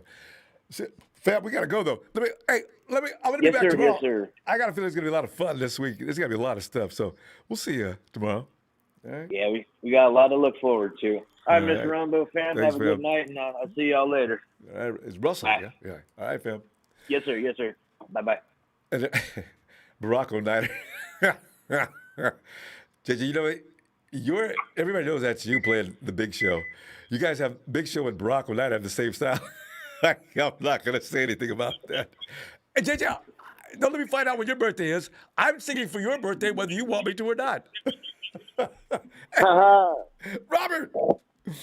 Hey, Ronbo. Robert, we're discussing Can you hear me? Yes, I can hear you, Rob. Come on in, man. All right. Good Robert. afternoon. How you doing? Oh, man. Robert, it's awesome, man. I'm feeling great. How you doing? I'm blessed. Bliss even. Well, I like that. Well, Robert, who's Blessed to going have to start? Trey on our team. Yeah, well, Trey. Trey is going to be on this team for years. But is he going to sir. whoop Jimmy G's butt this year and end up starting to begin the season? The first person I want to give a shout out to is Phil. Phil, you right on point. I don't know what these people thinking. Do they realize, okay, the young man was picked number 3 because of his potential.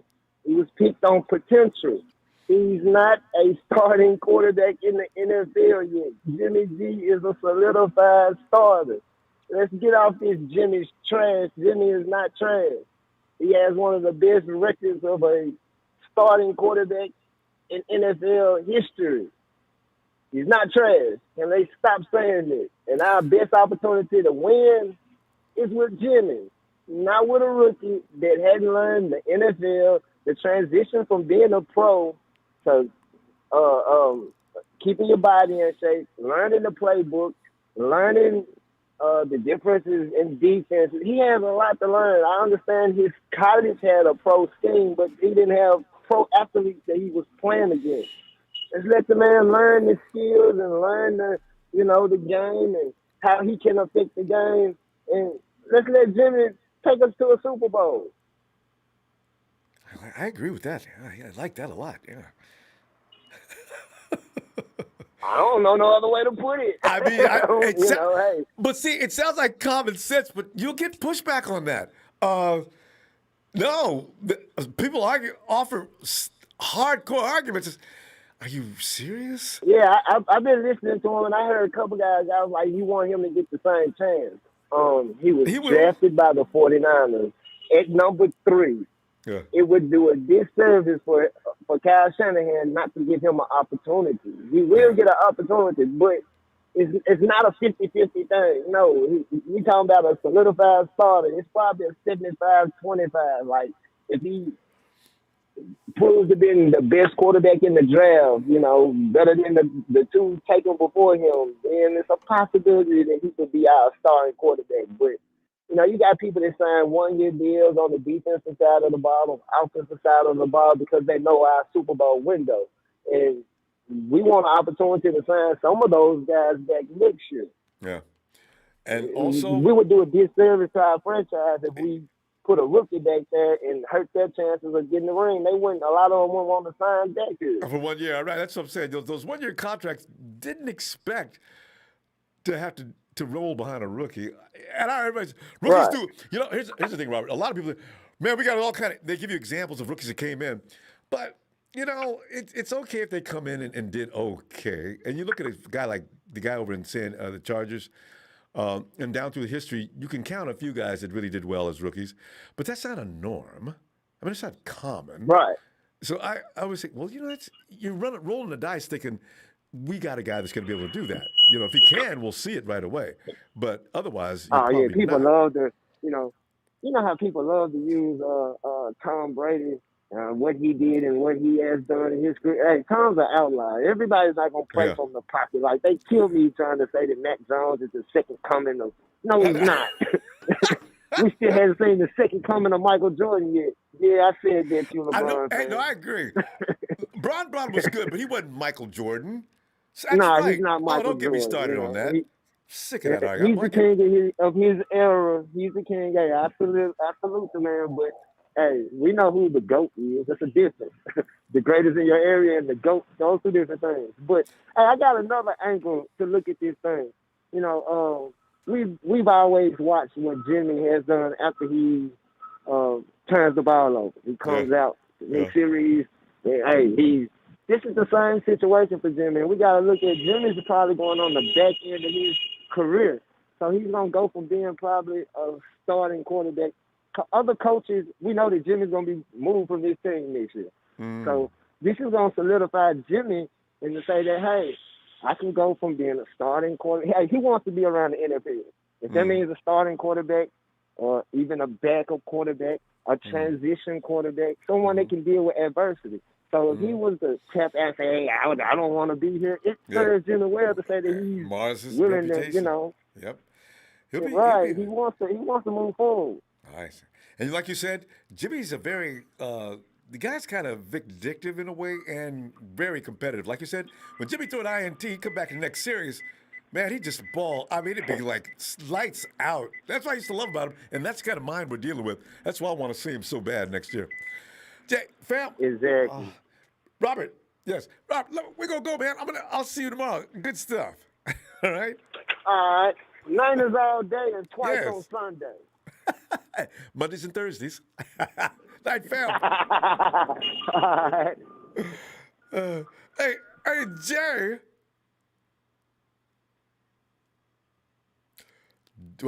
We got how many J's we got? We got 3 J's. Hey, Jay. J. Oh, it's TNT, the pride of TNT herself. It is Denise. And I warn you, if you're one of these guys that comes in and takes shots at Denise, I'm going to warn you now. You ain't going to get no warning. I'm going to say goodbye. It's going to be permanent. Take one shot at her, and you're gone. Hey, Denise, come on in.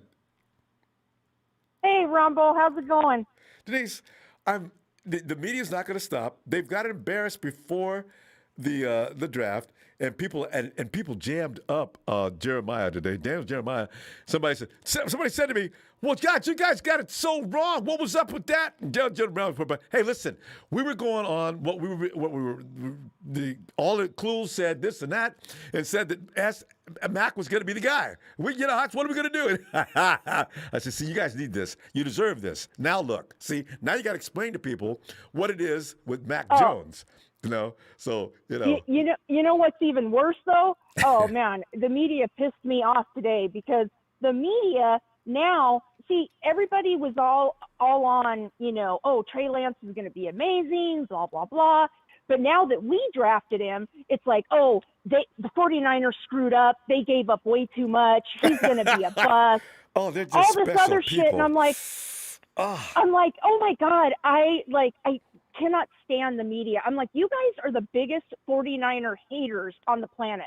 And I'm like, by the way, I said, your asses, you're afraid, and you should be, because Kyle Shanahan has finally got his mold, his clay that he is going to mold. And you guys best be afraid, because it's coming. It might not be coming this year, homie, but it's coming.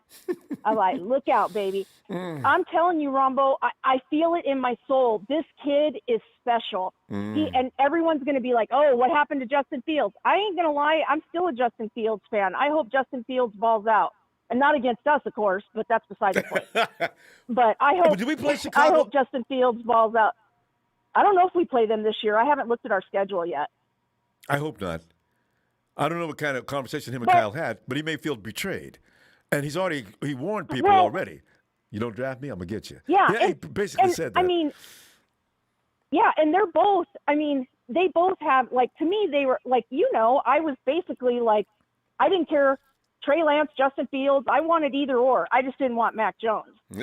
Like, I had my worry stone on draft night. I had my St. Jude statue. I was praying and rubbing my worry stone. I was like, oh, God, please, no, Mac Jones, no Mac Jones, no Mac Jones. It was like I was dying. But I'm telling you, Ronbo, this kid's special. I don't know if you've had a chance to listen to his interviews or anything. Oh, I listened the other day. This kid's he is sharp. special.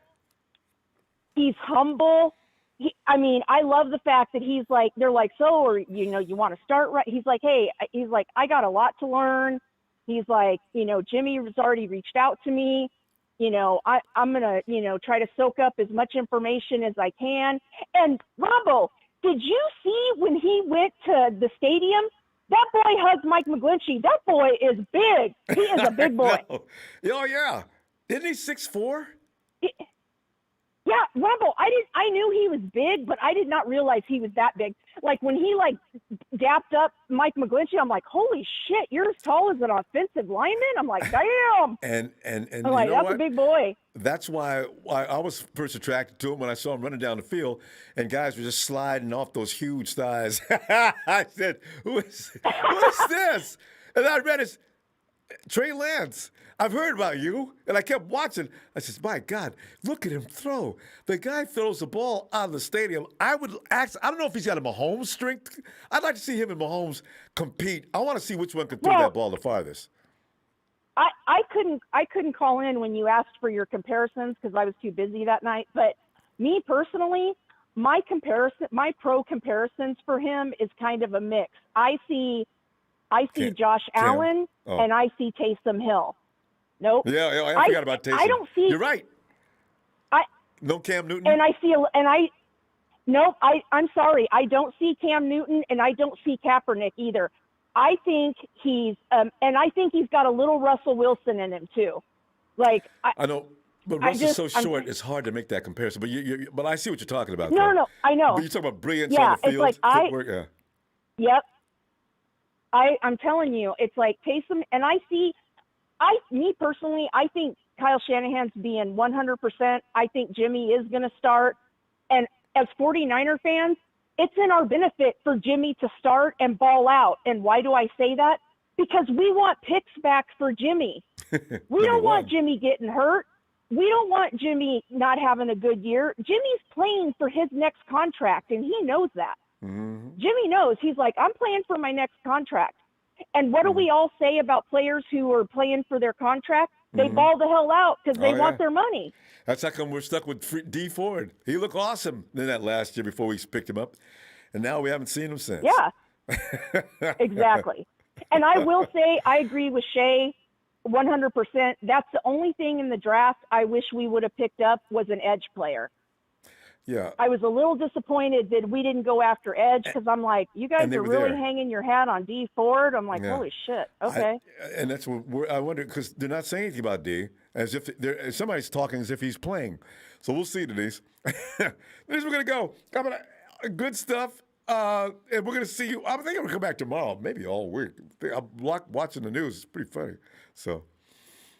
Yeah, I'm super excited, Ronbo. I'm telling you, like, even if he doesn't play this year, I'm sure he'll play in packages or whatever. This kid's going to be special. Oh, yeah. I'm telling you. I feel it in my soul. He's going to be special.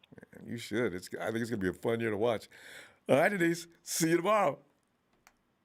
All right, Ronbo. You have a blessed night. Talk to you later. Too. And let us go. Fort's winning. I was watching you, man. I was waiting for you. I was getting ready to pull that trigger, boy. I ain't playing, man. Look, guys. I don't tolerate taking shots at women. If you make a statement, no, I'm immediately zeroing in and I'm watching you like a hawk. All right? Don't. I'm telling you, don't. Have a little respect for women. What kind of raising did you have? Hey, Jay.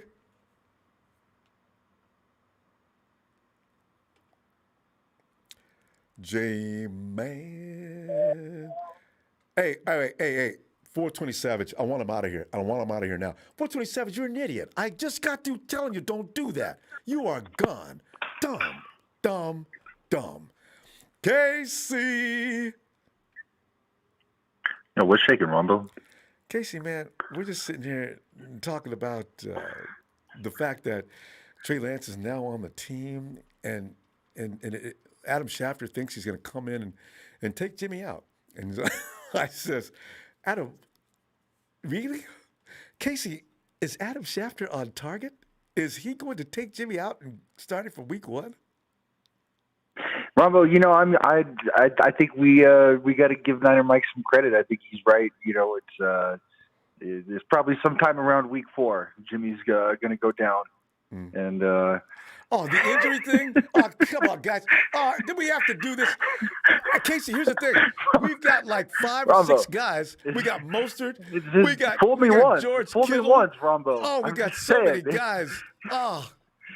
Okay, I think it was George Bush that said, "Fool me once, shame on you. Yeah. Fool me twice." You can't be, Jimmy K, so I get it. Let not the injury bug, because it starts with one guy, and it seems to go like a wildfire. It just continues to spread through the roster. I don't think it's I think it's the writing's on the wall. I think this isn't going to be a confidence boost for Jimmy, and I mean, I want to think that Jimmy's just going to, put everything out there and it's going to be great. But I'm just watching these highlights from like the Eagles game last year, and kid can't scramble, man. What do they say? He's got gravy boots, or Jimmy didn't play in the Eagles game. In the Eagles game last year, yeah, he was. Wasn't that Nick Mullins? I'm pretty sure. No, he was there. See, Jimmy, we don't even remember Ronbo. That's how forgettable this performance was. No, I'm pretty sure. Not really. I'm pretty sure. Chat. I was just watching highlights like right before I Jimmy called G you. versus Eagles. Yeah. Jimmy played against the Rams, the Hawks, the Patriots, the Dolphins. Oh, you know what, Ronbo? You're right. It was Mullins. Yeah, that was Nick Mullins. Come on, man. Hey, well, you know what? They look so similar, Ronbo. I'm smoking a little over that's what I've been medication, complaining about. I mean, it's yeah, and that's what I've been complaining about for the last 2 years. When Jimmy first came, he didn't have what kind of boots did you say he got accused of having?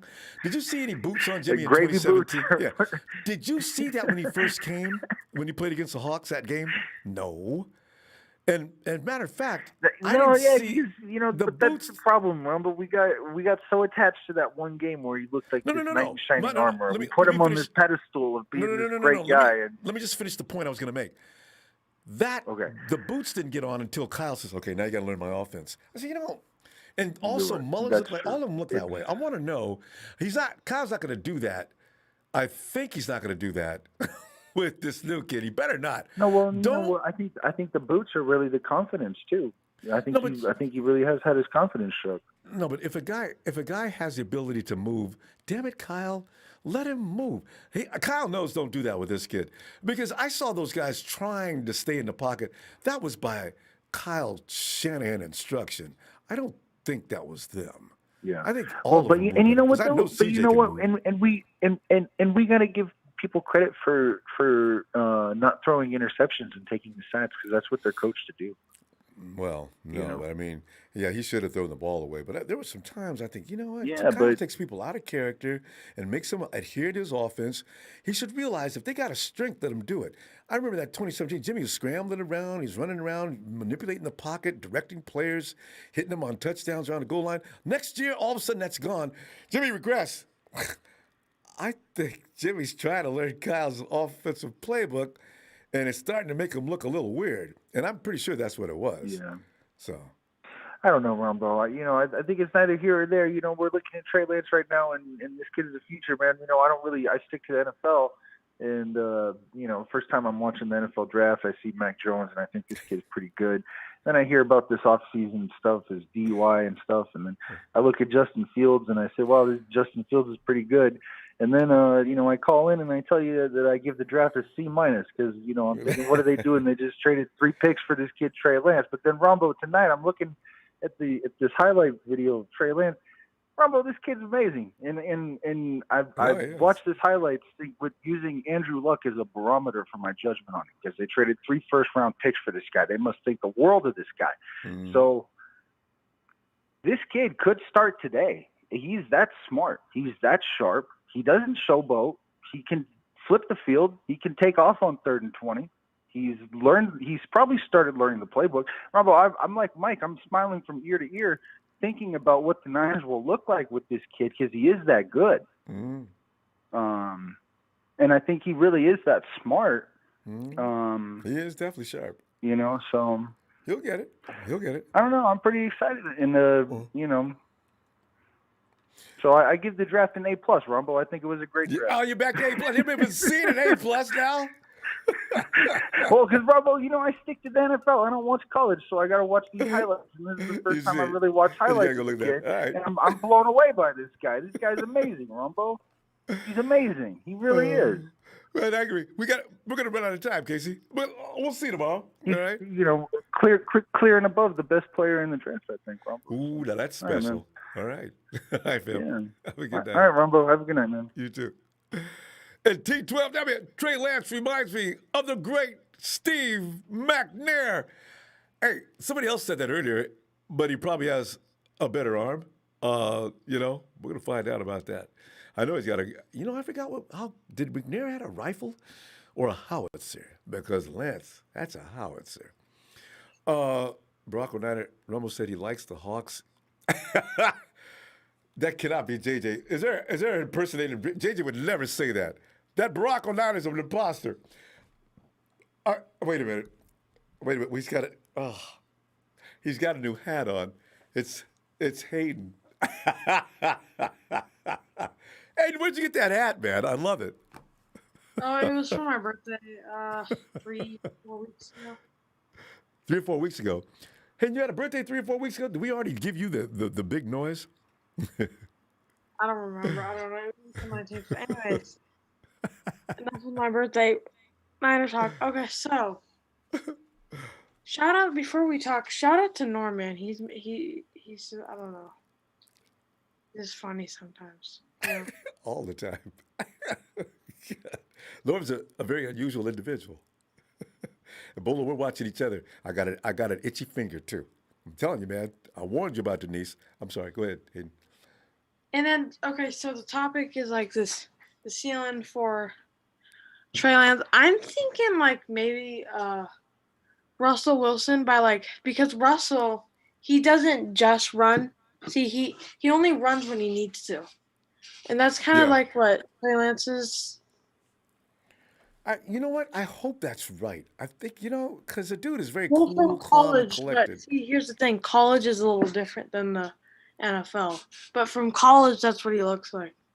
But in the NFL, we'll see, But it's kind of like a win-win situation for the Niners because if Trey Lance is ready tomorrow, then we could start him. But then if he's not, then Jimmy Garoppolo, obviously. Because Jimmy, we could win with him. And people are making him terrible. I'm not like a Jimmy Garoppolo fan club, but he's not terrible, guys. I mean, let's be real. Let's be real. Well, you got to do that to make the guy you like look better. Even I mean, it could be like Rodgers versus Jordan Love, and nobody's going to give Jordan Love any credit because Rodgers has been pretty much the same for years. Jimmy hasn't got enough of a resume. Jimmy's got one great year, and they took it all the way to the Super Bowl, but they didn't win it. They came close, but didn't win it, right? So you can't really get any real love, although you should get a little more than he gets.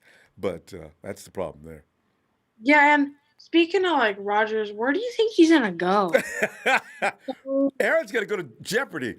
Hayden, I think he's going to retire and become the next Jeopardy show host because he doesn't want to go anywhere else. The draft day is so crazy. Draft day, like an hour before draft day, all these rumors were like, Aaron Rodgers going to the Niners, this and that. And I'm like, what is happening? Well, you remember you heard the story, right? Kyle called just to do his due diligence. Says, I don't want to wake up tomorrow morning. and didn't find out what's going on with Aaron Rodgers. Guy told Kyle, look, don't waste your time. Don't have John calling here. Aaron's not going anywhere. And that, and so he told John, forget about it. Like, he's like, Rudy, forget about it. Or like, Mike. I call him Mike. Not Rudy. Rudy. No, Rudy. I can't believe I said, Mike, I'm sorry. Nobody should be called Rudy. That's a bad name. I knew he wasn't going anywhere. They're not going to trade Aaron Rodgers. He hasn't showed up in a while. I wonder why. Who? Rudy? So he doesn't get trashed on by Niners players. He's a Rams because fan. I mean, terrible. Rams got beat by Nick Mullins. People, let's keep it real. Mm-hmm. Nick Mullins isn't that good of a quarterback. He's not terrible. It's weird. He plays better when like Jimmy Garoppolo comes in or gets hurt. Nick Mullins plays better. Hey, when he starts, don't leave out the part where we came in with his third string. That was not first string that Nick Mullins beat the Rams with. Second, third string, and practice squad. I know, and Rudy's like, "Oh, fourth place. It's not going to be this year. I'm sorry. You're going to be at the bottom. You're going to be at the bottom."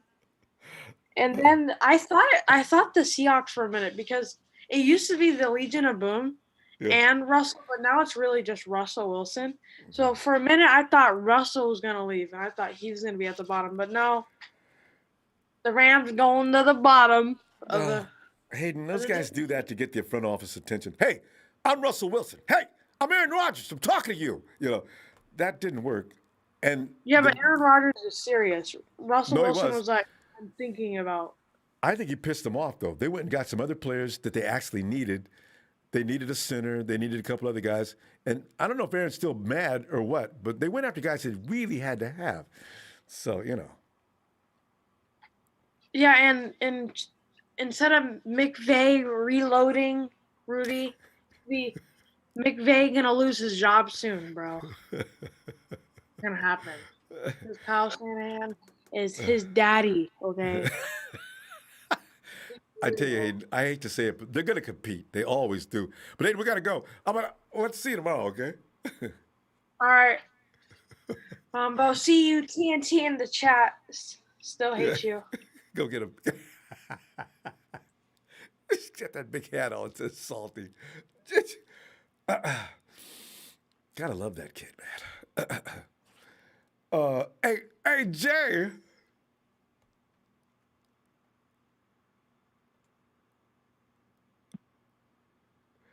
This is the third time we're back to that. Is that same Jay? Okay. Jay, it's as if you're on the line. We can see something glowing there. Hello, Jay.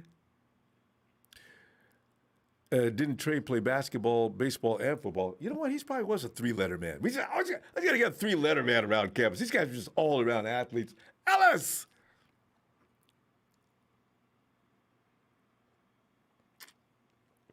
Yo, ho, ho, and a bottle of rum. Is our system having trouble? Ellis! Well, can you come right back to me, family? Yeah, we can do that. All right. Thanks. I appreciate it. No problem.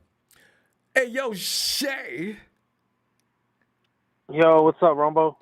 Shay, man, we're looking at the media still got fun rolling, and now they've got of course Trey Lance is going to come in and open up the season for the 49ers and become a candidate for Rookie of the Year. He already ranks number 3 right now as potential Rookie of the Year.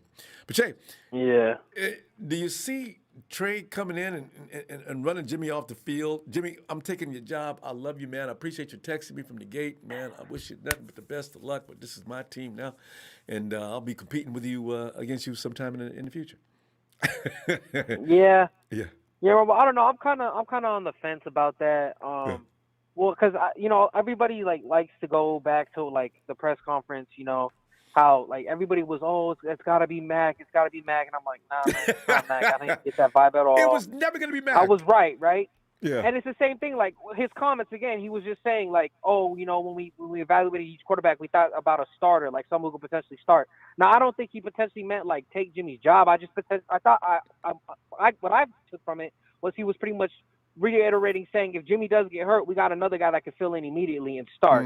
I didn't think that it was talking about coming in and taking Jimmy's job because again, like even after the press conference, like just watch the day 1, day 2. Like he would say, I would be really disappointed and really shocked if Jimmy wasn't on the roster. So like my whole thing is this, Ronbo. If Trey Lance blows like camp out the water, but like people are like,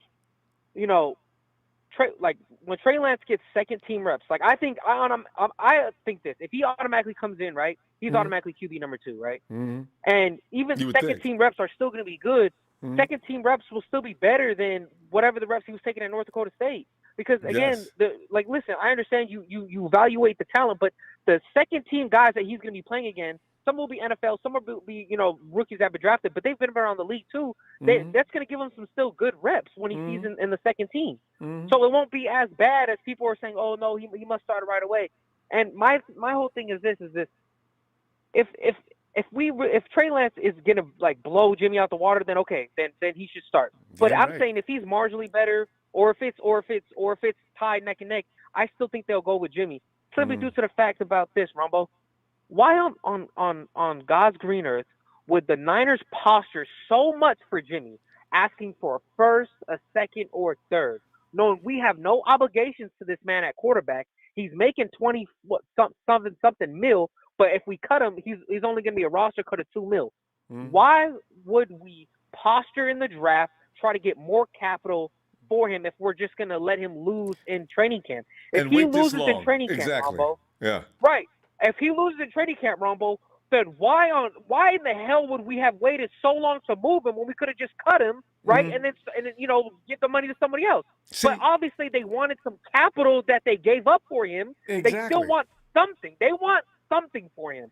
So my thing is, why would they hinder or shoot themselves in the foot by starting? Well, Trey Lance beat him out. If that report comes out that Trey Lance slaughtered Jimmy in camp, then that means we literally have zero, and I mean we have zero trade value for Jimmy Garoppolo. There it is. So then, to me, it's like, well, then why posture for so long throughout this entire phase through the draft and everything when you could have just taken the third or fourth for him then? Right. But they wanted a sixth and first. So to me, it just doesn't make sense. My whole theory is, you're coming in talking normal good sense. I'm telling you, man, I don't understand why most minds don't think this way. I think that way, and sometimes I feel like I'm an alien when I talk like you're thinking, right? I mean, think like you're talking right now. Right, and Ronbo, we're too, like I said, I wanted a quarterback. And, like I said, I respect Jimmy as a pro, but you've been going to bat for him for long, and I'm just reading it. It's just like, read the room, guys. Like, this is common sense. Read the room. Why would we stand out so long and ask for, like, capital? Well, it's because they want to at least recoup something from what we gave up to get Lance. Now, like I said, if Lance is blowing Jimmy out the water, then okay, then they can't deny it anymore. But like if he's marginally better or if he's just slightly better, then I don't see again why they would start him, because it's, again, if that report comes out that Jimmy lost the battle in camp, then they lose. They get nothing for Jimmy.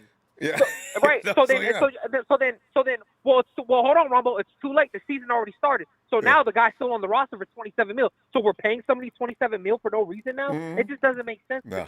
I just connect the dots, man. Yep. So. And you're right. If he's that bad, you get rid of him way before. Now you you take a second round pick. You don't insist on a first round pick. So so this is what I'm saying. You've got to put things in general terms in your own mind. You can't. I hate Jimmy G. I hate that sucker, man. Get him out of here. He sucks. He's trash.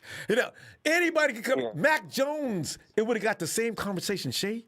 For that particular mindset, if you hate Jimmy that mad, if Mac Jones would have got drafted the other day, good. We can start Mac Jones right away.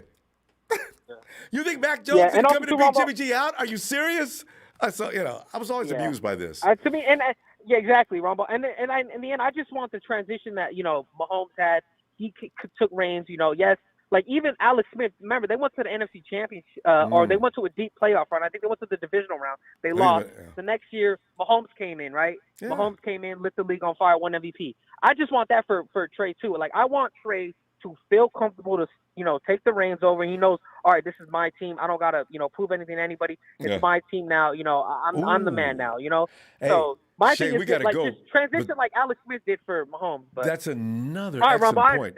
You don't want to put him under shout that kind of pressure. Shout out to TNT. Yeah, exactly. Shout out to TNT. Shout out to all my guys, Ronbo. Shout out to production. Thank you, brother. God bless you. See you Wednesday or whenever you're back, brother. Yeah, I think I'll come back All tomorrow. right. The news is stacked. I got another thing I want to talk about tomorrow, too. All All right, right. fam. Take it easy, Ronbo. Hey, God bless night you. shade. And Slick.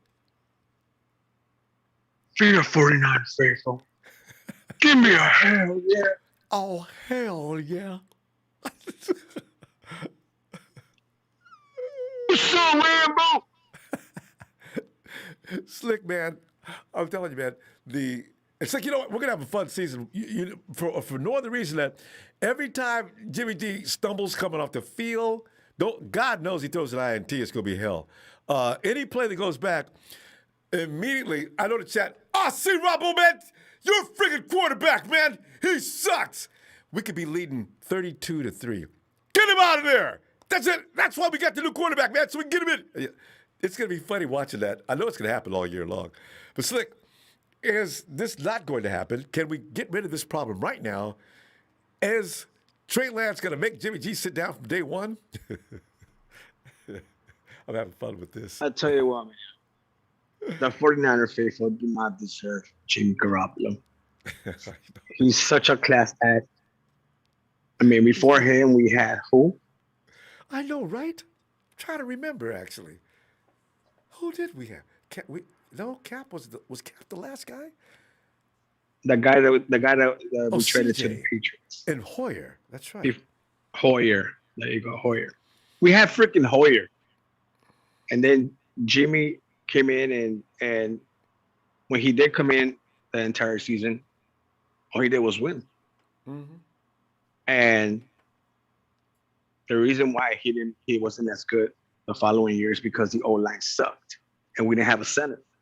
Mm-hmm. Can you imagine what he's gonna do? No, I'm gonna tell you what he's gonna do. He's gonna have Aaron Rodgers season this year with that O-line because he's not getting touched.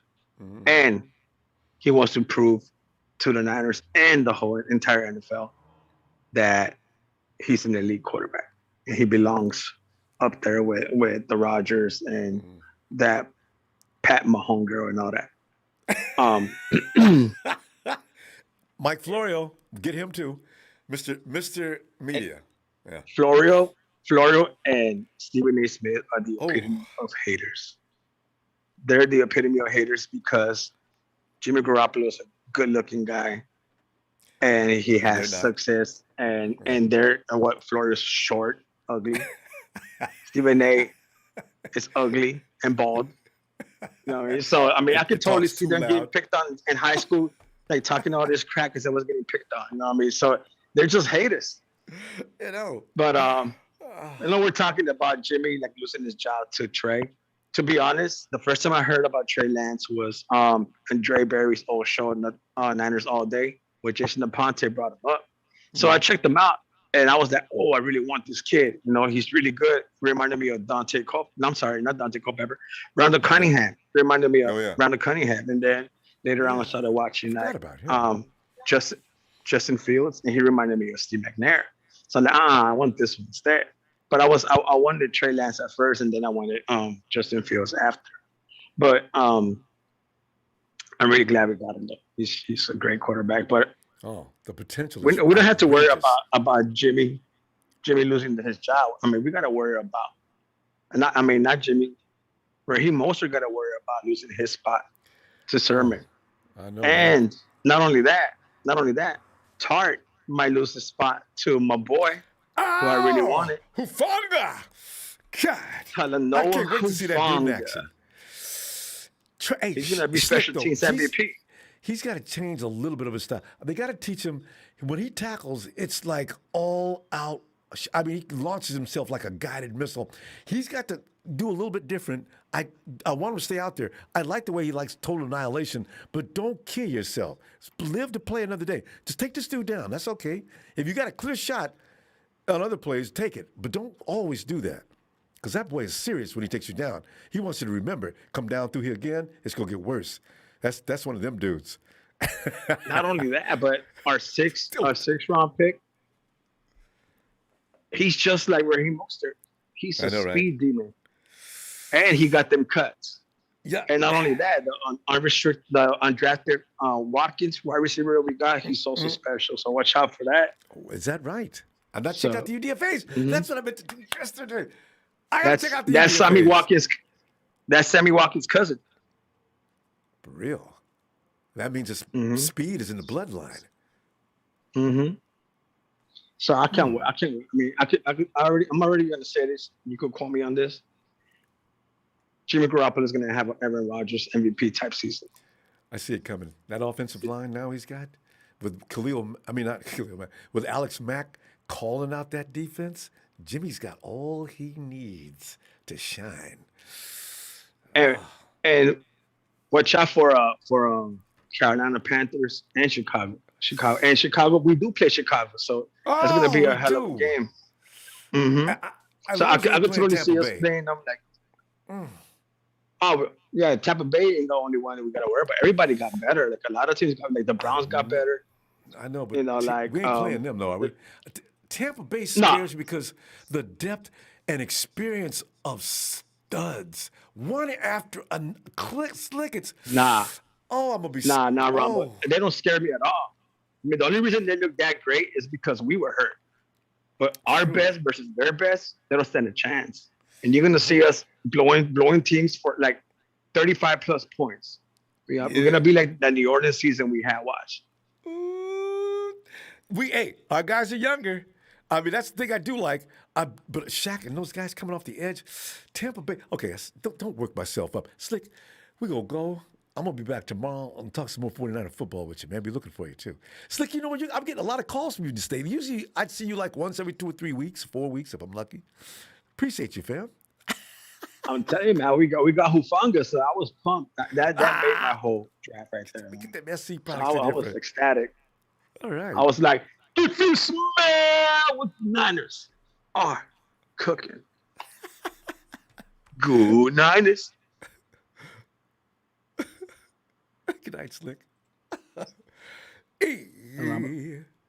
fam. Me,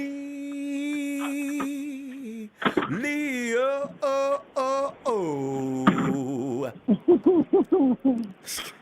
What's happening? Man, I was going down through the dailies like I always do when I was laughing at Adam Schefter, blowing big. I said, oh, man, come on, man, y'all. This disrespect for Jimmy being the worst ball player in NFL has gotten out of control. Trey Lance is not going to come in. My own opinion, Trey Lance is not going to come out and run Jimmy off the field. He's got to learn some things. He's got to come in and get used to the NFL speed. He hasn't played college ball in a year. And you're going to tell me he's going to come in and run Jimmy off? Come on, man. So, but Emilio, I could be wrong. Am I wrong? Or what are you thinking? No, first off, I thought you had a flashback with me earlier talking about, man, see, Ronbo, I told you the court Jimmy sucks. I said, man, this sounds like an old flashback between me and Ronbo. And then you used to go about Blaine Gabbert. I said, golly. And Emilio used to start his sentence off. As soon as I pick up the phone, oh, well, man, Blaine Gabbert sucks. And we ain't got no chance. Our whole team sucks. We ain't going nowhere.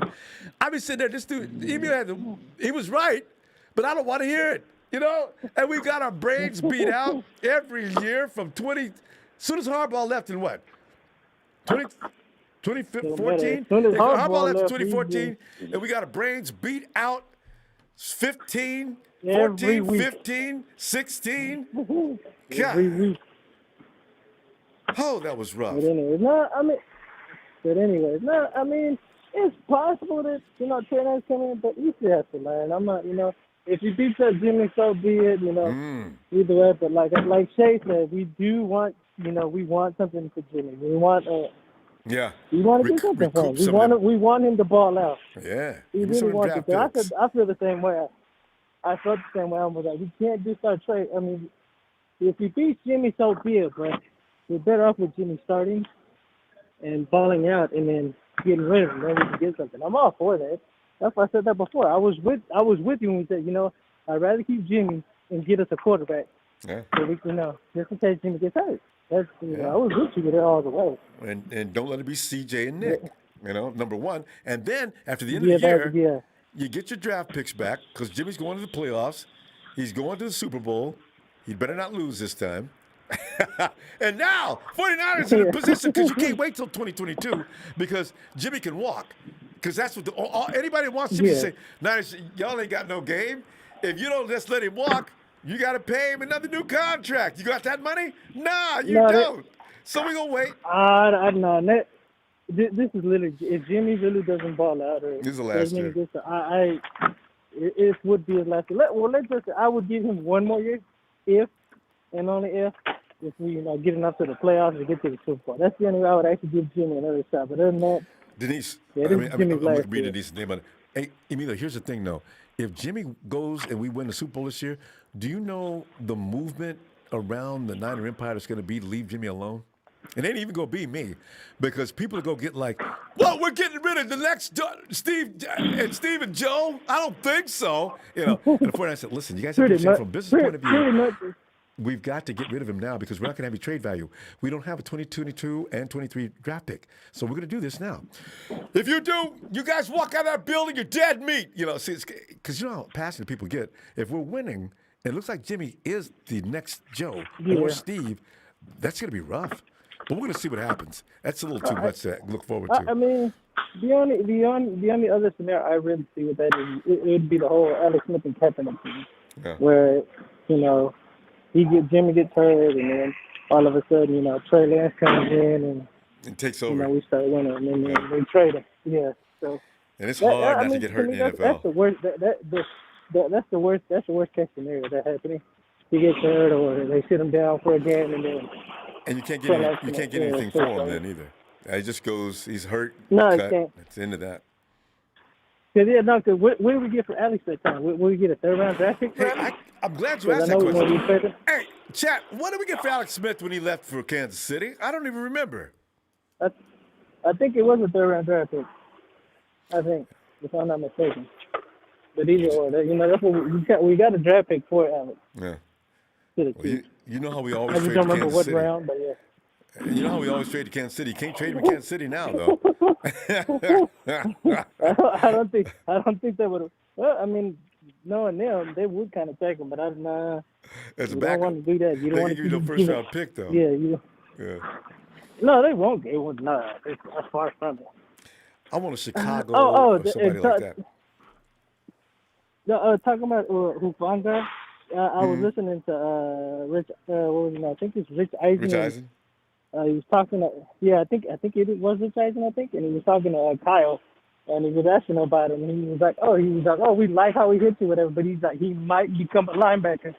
So Hufanga might become a linebacker just in case. Oh yeah, he could go either way. Somebody's big hits or whatever. Oh, he'd be awesome. That might he'd be good in coverage, and he'd be a hammer at the line. How heavy is Hufanga? I forgot it. How heavy is he? I can't remember. I think he's do something I can't remember. But yeah, no, he was saying Shanahan come out and said that if he doesn't play safety, he said we might make him a linebacker because he's really fast and he's good in coverage and he's a big hitter. Oh, his quickness on coverage. I mean, the dude, man, Hufanga. We just got to make sure he doesn't break nothing because that boy hits hard. No. Yeah, because there was somebody had a metal, metal plate in his shoulder. Yeah, well, yeah. See, that's what comes from total annihilation. That's a fully committed football player. They've got to be. You got to watch them to protect them from themselves, though. But you look at it. He did learn from Troy Polamalu. What did Polamalu do? He always made a big hit. So. Boy, bam! You gonna play football or not? Your body, forget about it. Use it. You're a machine. Yeah.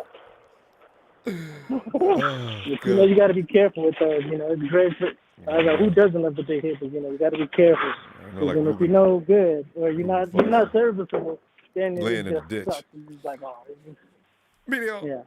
Oh, Afanga's 215. Thanks, Trey McCorkle. Hey, fam, we're gonna go with Emilio. I'm gonna be back tomorrow. All right. All right. I'll try to give you. Looking for you. Should come back. All right. Night, Emilio. I'll holler at you. Yeah, looking forward. And let's go check and see if Ellis is available now.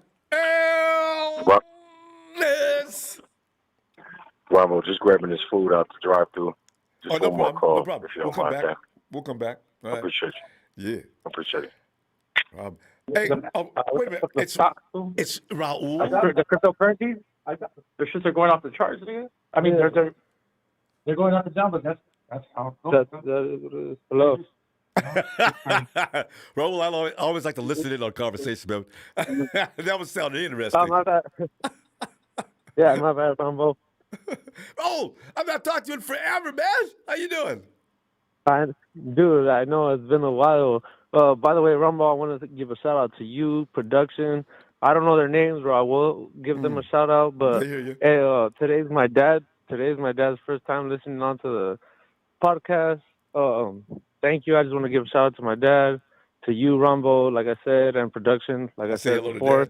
I don't know their names. Yeah, but look, shout out. So what I want to say is, Trey Lance is going to be amazing whether he starts or starts behind Jimmy G. I don't care. I'm going to be happy either way, straight up. But what I do like about Trey Lance, and I noticed this, only thing I've seen about Trey Lance are his highlights. I haven't seen the whole game, so I can't speak too much on it because I want to do my research first. But people I know, which are friends of mine, they're nobody in the NFL or nothing like that, but I trust their word, and I do my research, and I do look at football. But my friend compared him to Patrick Mahomes, which when I see him, Trey Lance, play, I do not see that. What I do see, he does know how to read a defense.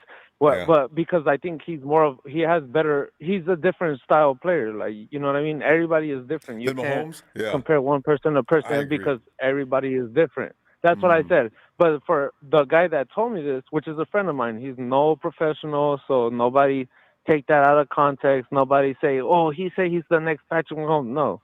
What I'm saying is, look, I asked a friend of mine, what do you think about him? And I trust what he says. He does his research. We are no professionals. We're not scouts. We are not coaches. So take it with a grain of salt. You know what I mean? Don't kill him for it. I'm just saying what my friend said, and I do trust his judgment. He does know football. You know what I mean? So take it with a grain of salt. But he said the next Patrick Mahomes. I was like, are you sure? I was like, you're saying a lot to compare him to him. Like, you know what I mean? Hey, Raul, I was like, here's the thing.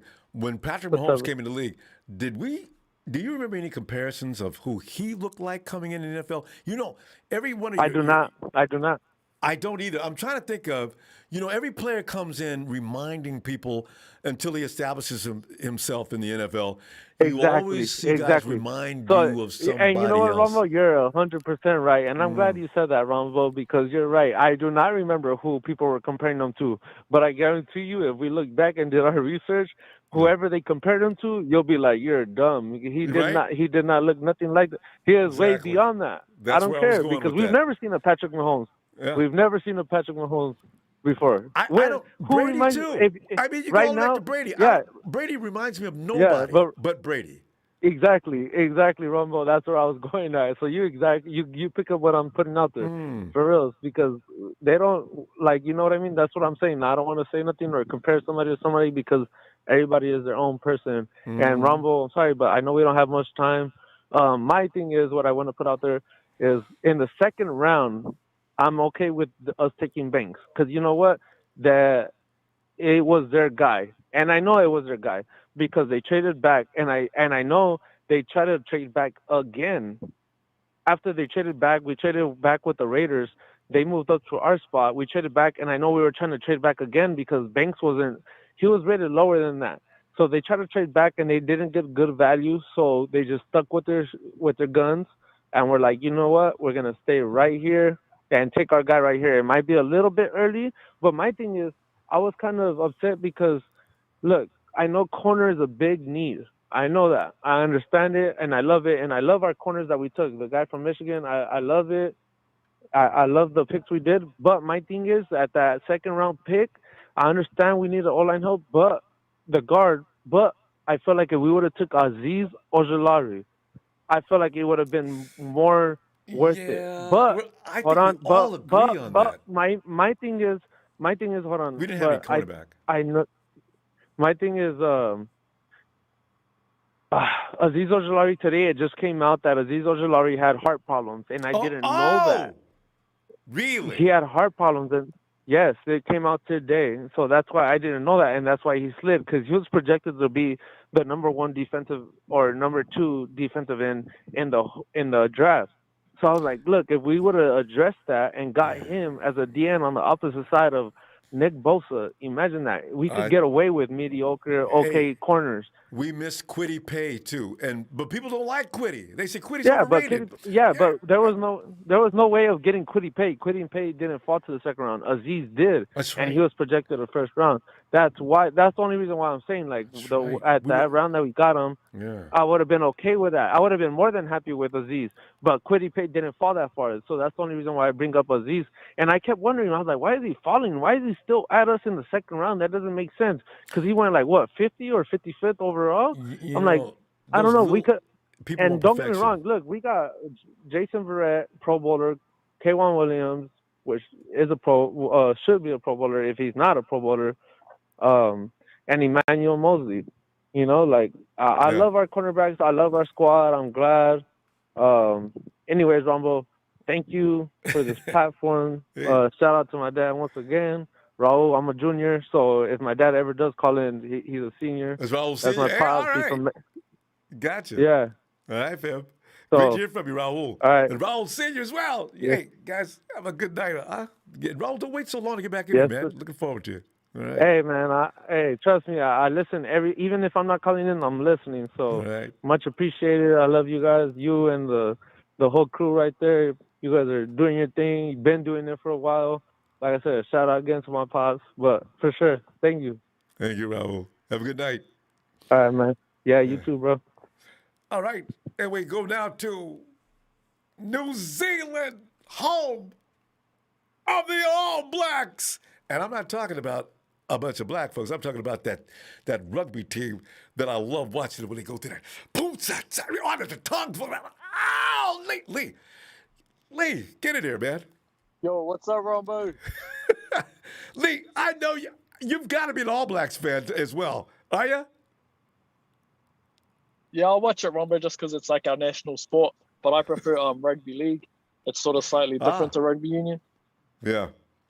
You know what? I never get a chance to watch much rugby, but whenever time they go through that ritual at the beginning of the game, but it just fires me up.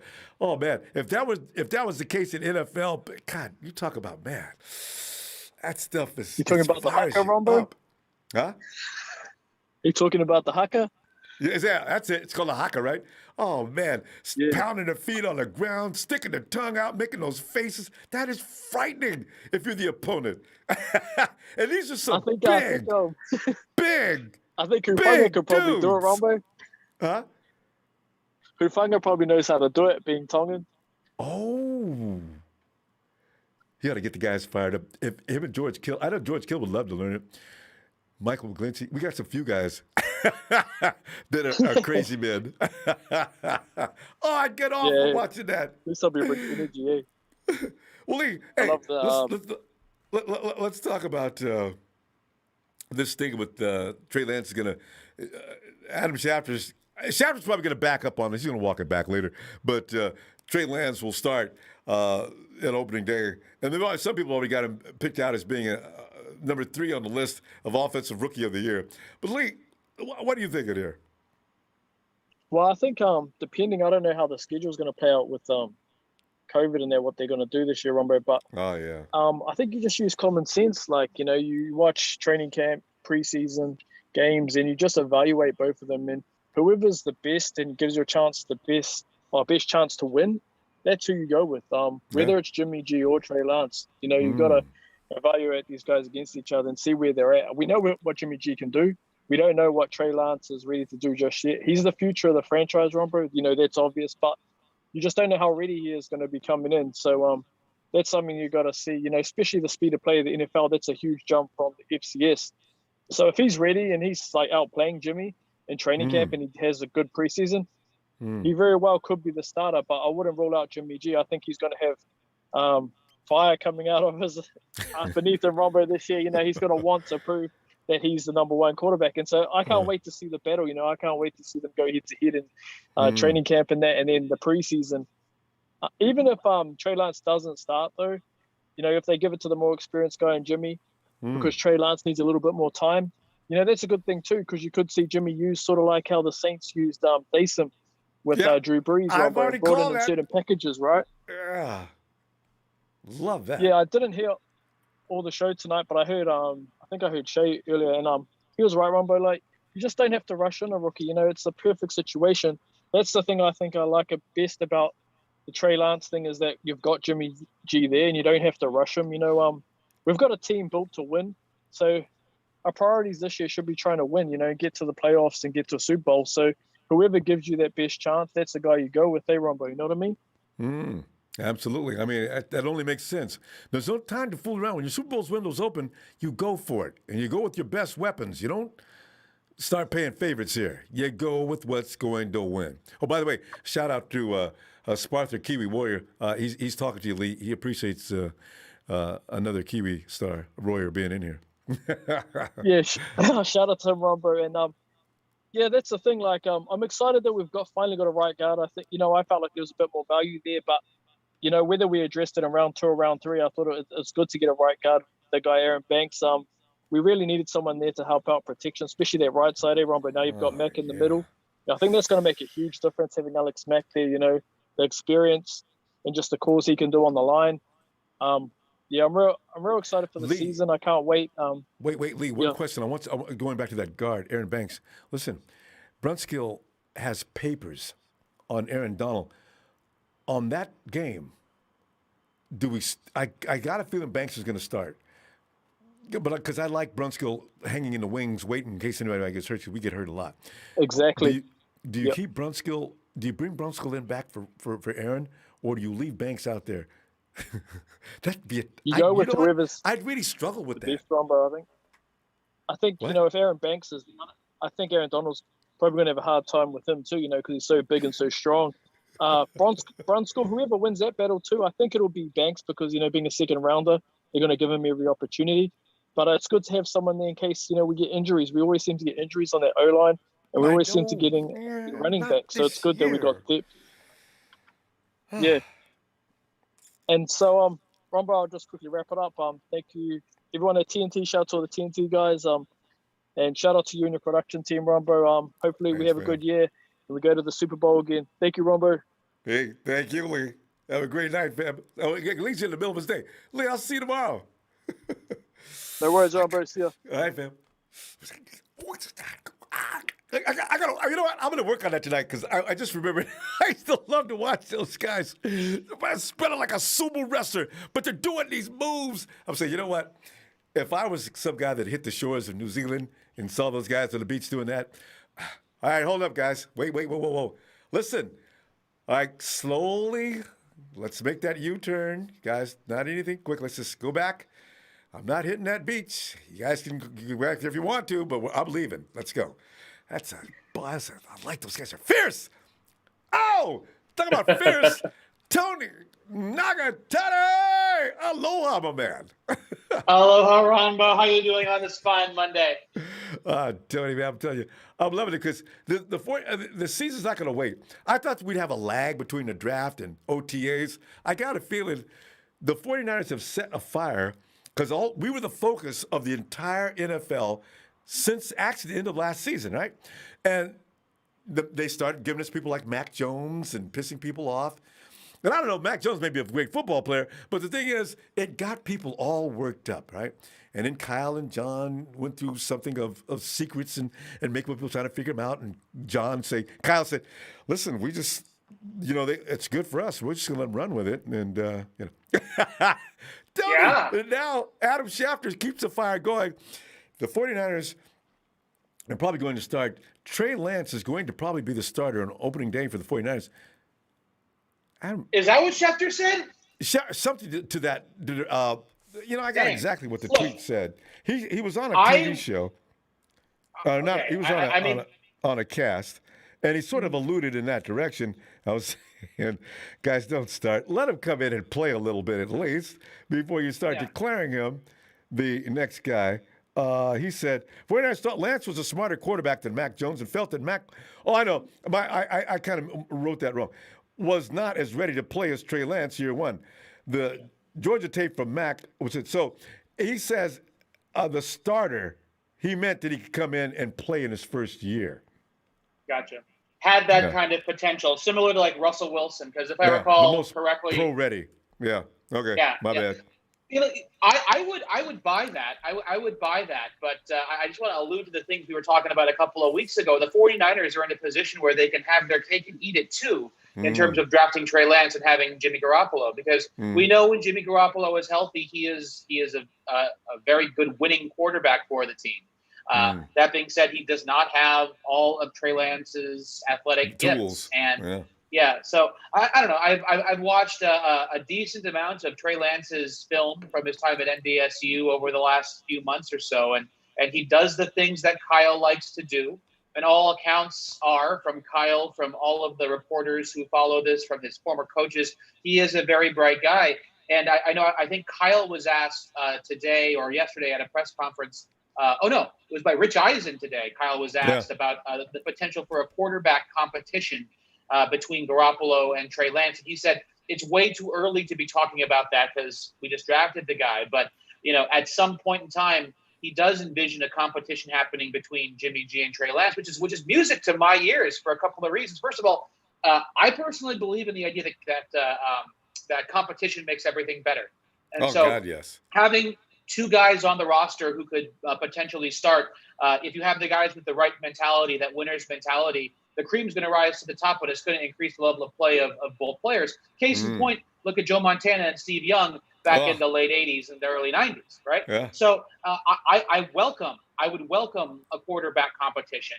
It's great to be a 49ers fan because we have a lot of stuff to talk about, even in the doldrums of the season that we are currently in. But I'll tell you something, Ronbo. One thing I also want to talk about is Banks. And I'm actually very excited that the 49ers drafted Banks and look to be moving Brunskill to either permanent backup center or to swing tackle. But the reason why is because looking across the way at the Rams, besides Aaron Donald, the Rams drafted a big boy from Texas A&M named Bobby Brown III late. And that guy is a stout nose tackle. And when he comes to town to play, he is going to enable a lot of different defensive fronts that the Rams are going to be able to do. And so the Niners having Banks, not only is it going to be an instant upgrade at right tackle or right guard, where he should actually beat out Brunskill because he's just a better athlete and a better player altogether, but he's going to have the beef to take on a guy like Bobby Brown III, along with Aaron Donald. And you were talking too about those notes that Brunskill has on Aaron Donald. I'm really hopeful it was more the scheme that Forrester, the offensive line coach, and Shanahan were drawing up for Brunskill, and that Banks is going to be able to take care of it. But I'm excited after the draft, and I cannot wait for reports of training camps, and hopefully everyone will get vaccinated by then, and so we'll be able to actually have proper training camps and give us that good quarterback competition. So a lot of fun stuff going on, Ronbo. Don't admit they've got no choice. They've probably already been told, listen, guys, there's not going to be any anti-vaxxers here. Everybody gets vaxxed or they leave. That's it. Because we Santa Clara County. If you have your training camp in Santa Clara County, I mean, those guys are not fooling around with that. I mean, we were forced to play in Arizona because Santa Clara County didn't feel it was safe enough to have 10 games last season. So we need to take every precaution possible to not only to have a training camp, but also to continue to have games, because Santa Clara County is very strict when it comes to the COVID regulations, So, I mean, and rightly so, I think. But I just want to see the football. You ran your team out of town to go to Arizona? That was just cruel. Yeah. Well, we don't want to talk about that. We could talk about some of it offline, Ronbo. There's things Jed York did that kind of messed with the Santa Clara County City Council, but that's an entirely different thing altogether. We can talk about. That's an ongoing every year annual situation. Yes. But football-wise, Ronbo, we got Trey Lance. The future is bright for the next 4 to 5 seasons. Jimmy G, best case scenario, he starts, he balls out, just like the previous callers were saying, the way that Aaron Rodgers did. We take our time with Trey Lance. He's not Taysom Hill. None of that weird. I mean, we're going to use him in creative ways, but not like they use Taysom Hill. He's not going to be taking tight end style hits. He will be throwing passes as a second quarterback in those interesting sets, though, because Kyle is that creative. So, but ease him in, give him some extra snaps, have a quarterback competition in camp. If he ends up being as good as Russell Wilson was at camp, and you can't deny it, then we have a $22 million backup quarterback, and we'll be fine with that just in case. I mean, Drew Bledsoe ended up being a good backup quarterback the year Tom Brady took it out. Remember, Tom Brady's first Super Bowl year, he took over from Bledsoe. Then he got hurt in the playoffs, and Bledsoe came in and won a playoff game for the team, even though he was paid more money and was in a similar position as Garoppolo is right now. So, worst case scenario, Garoppolo is going to be a valuable asset to this team because he'll worst case, he's the best backup quarterback in the league. That's what I think. Worst case. Or 2 second-round picks, like I seen you mentioned earlier in the chat. Yeah. We got to get some value. All right. Yep. Got to get some value. Tony, Exactly. As usual, good stuff. I'll be back tomorrow. All right. Aloha, Ronbo. I'll talk to you. Aloha, Tony. Have a great day. There he goes. Let's go check and see if Ellis is now available. Ellis!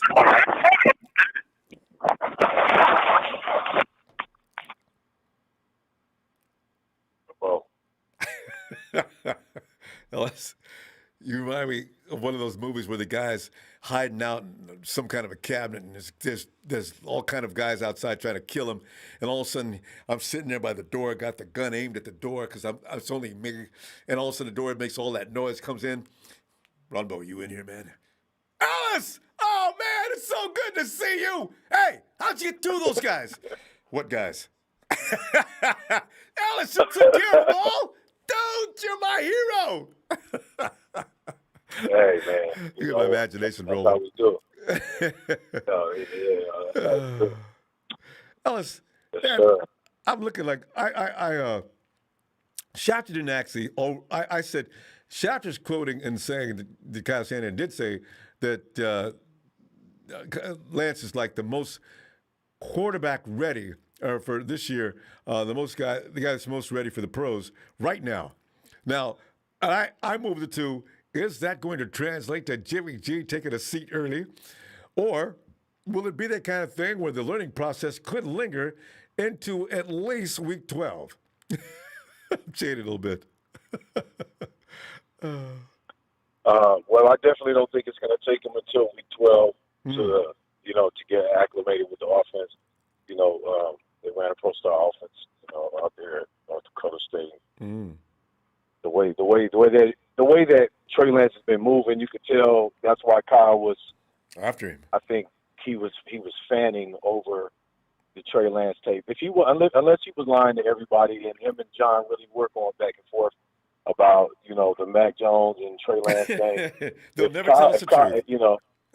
Yeah, hopefully that wasn't, real and it was BS, and Kyle was really looking at him since January, because if that's the case, I know he's excited and he sees everything, and more in what could be happening with the offense with or without Jimmy. You know what I mean? I think that's the best part, And, when I brought it up, months back, I was saying that we'll be able to utilize him like, Taysom Hill, but probably even better because he's so much, I think, more polished and more sound as a quarterback, and just smarter and all these other things because of his his ceiling and all of those things. He just it's unlimited right now. His power is potentially.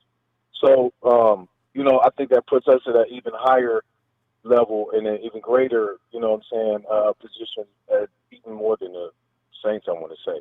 But they got Sean Payton over there, and he ain't no joke. But I think we're gonna be probably the top three offenses, two of the top three offenses in the league this year. You know what I mean? Or at least in the top five. If we got it, now that's disclaimer. We must have health. We must have our entire team. At least. Please, Lord, please, no IRs. That'll be a guarantee. Oh man, it bothers me so much. It's worrisome, Ellis. Hi. But like Tony said, though, Taysom Hill, it won't be a Taysom Hill thing. Kyle I think he's more creative than Sean, even though Sean Payton accused Kyle of taking one of his plays to beat him with last year. Come on, Sean. So what? That's Kyle's play. Maybe it looked like yours. So, yeah, that's what I say. So what? You should have been ready for it. So then. what? Y'all still in my offense. They steal his offense. They Probably. all do little stuff like that. Everybody in the league steals some of Kyle's stuff if they can get it. If they can figure it out. Right. But yeah, man, I'm just excited. I know a lot of people are disappointed about not getting the DN and kind of just the position of the picks. I was at first disappointed, and then I had to kind of let it settle and look at everything. from just a different perspective. And, it was pretty much a lot of, I thought 2 offensive linemen and 2 corners automatically, whether we had Akello, Jason Garrett, or any of that. So once we ended up signing and getting all these guys, we still ended up going that same direction, which was good because the line, needs to be bolstered, needs to be, complete for this season because, guys are getting, teams are getting better, and a lot of teams got a lot better in this draft. Depending on what the teams do with a lot of these guys who did get drafted, but a lot of these names we're going to be seeing, and we're going to be playing up against a few of these guys, and it's, it's just a little, I think it just bothers some of the, some of the fans and stuff like that. But for me, I'm not really concerned because I think we're already pretty much complete, and maybe they have a plan already laid out for what's going to happen next year, because we didn't get too many players because we signed so many, but it's a lot of one-year guys. Yep. So they're already thinking ahead. So I think we're going to be fine either which way. And like I said, we can get some picks back, with some of the players. Everybody's not going to stay, and you just don't know what the hell's going to happen. I'm not, wishing that. Hopefully everybody comes to play this year. Mike McGlinchey, Eric Armstead, everybody's coming to play for real this year. And, we got Nikki B coming. I'm glad we got Sammy Watkins' little cousin. That was a little exciting to me. I actually saw him. Out. Yeah. I actually saw his video, his tape, like 2 months, but I didn't even pay him no mind because I didn't even look at the last name. I just found out he was, his little cousin. But his build with his speed, and I seen him run some routes at the Senior Bowl. He looks like he got some, really nice potential. So I'm hoping that Kyle's not going to, just shelf him or not, let him don't get cut any production. Yeah, because we need that you got wide all those receiver camp 3. bodies in You know there. what I mean? We got to think about Kendrick. Even though he's going to switch up the offense, a little bit. But yeah, well, we're going to see. All right, yes, fam. sir. I'm going to tell you what. I'm glad to hear from you, Ellis, as usual, man. I'll tell you what. Let's see you tomorrow. Yes, sir. Yes, sir. Thank you, Brother Ronbo, for the platform as always. Thank you. And shout out to the Niner faithful. Yes, indeed. We'll be back. Make sure I hit that like and subscribe. See that glitch? I like that. See that glitch? Atomic Dog. No, I'm just playing. Make sure y'all hit that like and subscribe, man. And keep the Niners, man. It's Niners and nothing else. Mm-hmm. Yeah. Amen. Peace. Night, fam. Here comes Papa Dragon. Papa Dragon! At long last, the mighty Ronbo. What's up, dog? It's time for you to come over to the dark What's going on? Hey, Papa Dragon, the Niners may enter the 2021 season with a quarterback competition between Jimmy G and T. Lance. You already knew this. You're probably one who wrote this article. Yeah. Granted, Mr. Lance's big boy will have to prove he's actually ready to hit the ground running. Give me some predictions on your pick, Papa D. My first prediction is that Zach Wilson's mom is going to be the most famous person in NFL next Ain't year. that the truth? Boy, I thought that was his girlfriend. I saw that photo. I thought that was his lady. His mom? What? Don't let Jimmy Jimmy G see you, baby. Don't let him see you. Oh, no, you didn't say that, Pop. No. Look, Jimmy G likes his money, and more important than his money is his honey. Can you see it? He gets traded to the Rams. The 49ers pick up Zach Wilson. He comes in to play behind Jimmy. And Jimmy, hey, where's Garoppolo? Jimmy, what are you doing? No, I was just greeting Zach's mom. I just wanted to make her feel comfortable. She's here. Hey, get over here. No, I'm just teaching her a little bit about football. You see, Mrs. Wilson, you'll be the tight end in this formation. We better stop. All right. I forgot. We need to stop. Let's talk football. All right, we're bad. We're bad. Let's talk football. Hey, the best thing I can tell you is this. After watching, and I do mean watching every single snap that Lance took, he's going to need some time. He's going to need time to adjust to the speed of the game. I'm not worried about the playbook because the playbook is about to change, baby. It's about to change. We're about to get option right back in the offense, option left back in the offense, stretch it to the right. You're gonna get a little bit of read pass option going on, some quarterback draws, a lot of stuff coming back to the offense. So I'm excited, real excited.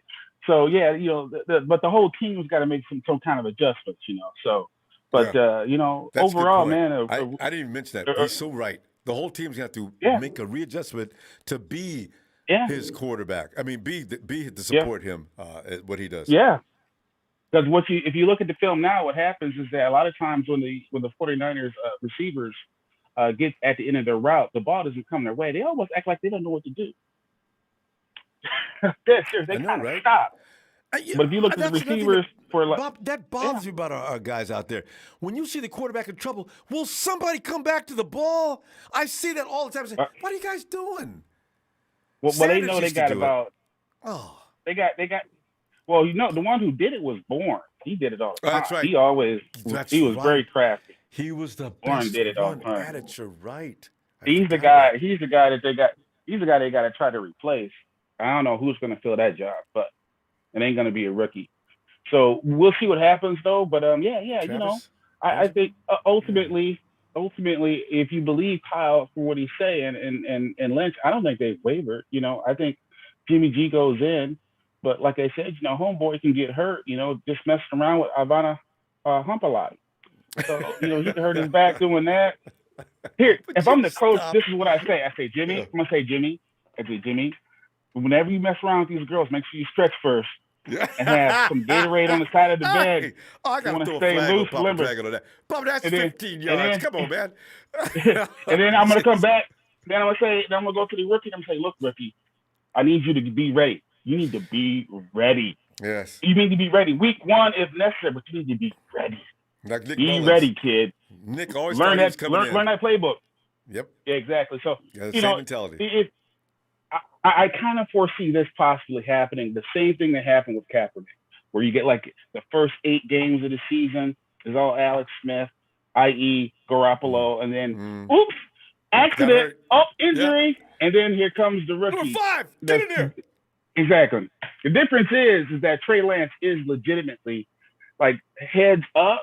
He's a Peyton Manning-esque type player, so he's got it. People don't realize how hard it is to come to the line of scrimmage or be in the huddle and have the playbook in your head, the entire playbook, and you're telling people what to do and where to go. That's very, very difficult. Oh, and that kid already does that. Quarterbacks for that reason. How do you do that? Yeah, it's very difficult. Don't get me wrong. I think Mac Jones probably could do it, but my understanding is that Trey Lance is even better than that. So that's probably one of the reasons why he got that gig. But I will say this, and I'm 100% confident that the Niner fans, all of us, Niner faithful, production, shouts out to everybody. We're going to be very, very happy because we got our quarterback for like 10, 15 years. And the way it looks to me, that Lynch, Shanahan, and even Jet, all 3 of those cats are on the same page harmoniously. And you know, that's what it looks like. You know, that number you just threw out, 10 or 15 years, he's only 21. He actually could play 15 years. I know. No, he might take longer than that. Yeah, and he ain't done. And he's not done growing. Oh, and by the way, we got 2 second-round picks for Alex Smith. That's what we got for Alex Smith. We're wondering about that. So, Papa, we got to go, though, fam. Hey, I'll holler at you guys, man. Thank you so much, Ronbo, for what you do. Shout out to production. And as always, I love that part when it goes silent. His system shuts down. He doesn't even know about that. He's got to listen back and know this. It sounds like when you're in bed at 2 o'clock in the morning, somebody's horn and stuff. It's the same thing. You did things like that.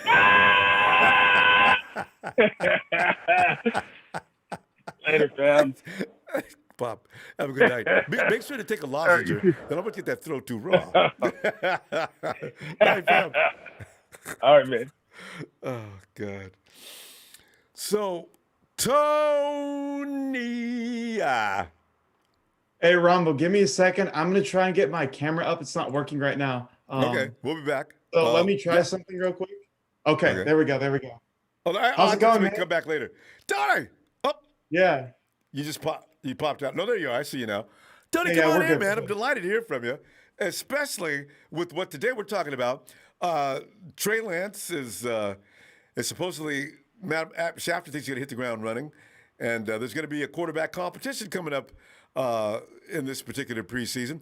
Tony, what's going to be the result of that? Are we going to be saying like, "Ooh, whoa," or are we going to be saying, he's got a ways to go before we can actually cut him loose, or is it going to be, Jesus Christ, the margin here is so wide. I don't know if he's going to be ready for another 2 years. Tony, where do you see this going?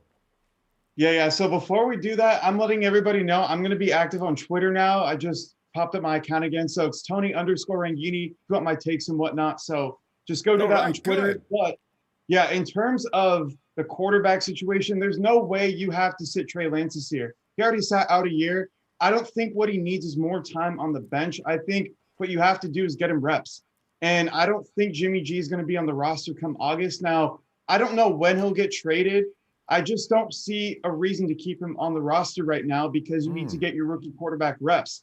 And what they're doing, I understand what they're doing with Jimmy. They're giving him value by making him a starting quarterback because there's no teams right now that really need a starter, right? You have New England, they got their quarterback. The Broncos are hooked on Aaron Rodgers, but they just traded for Bridgewater.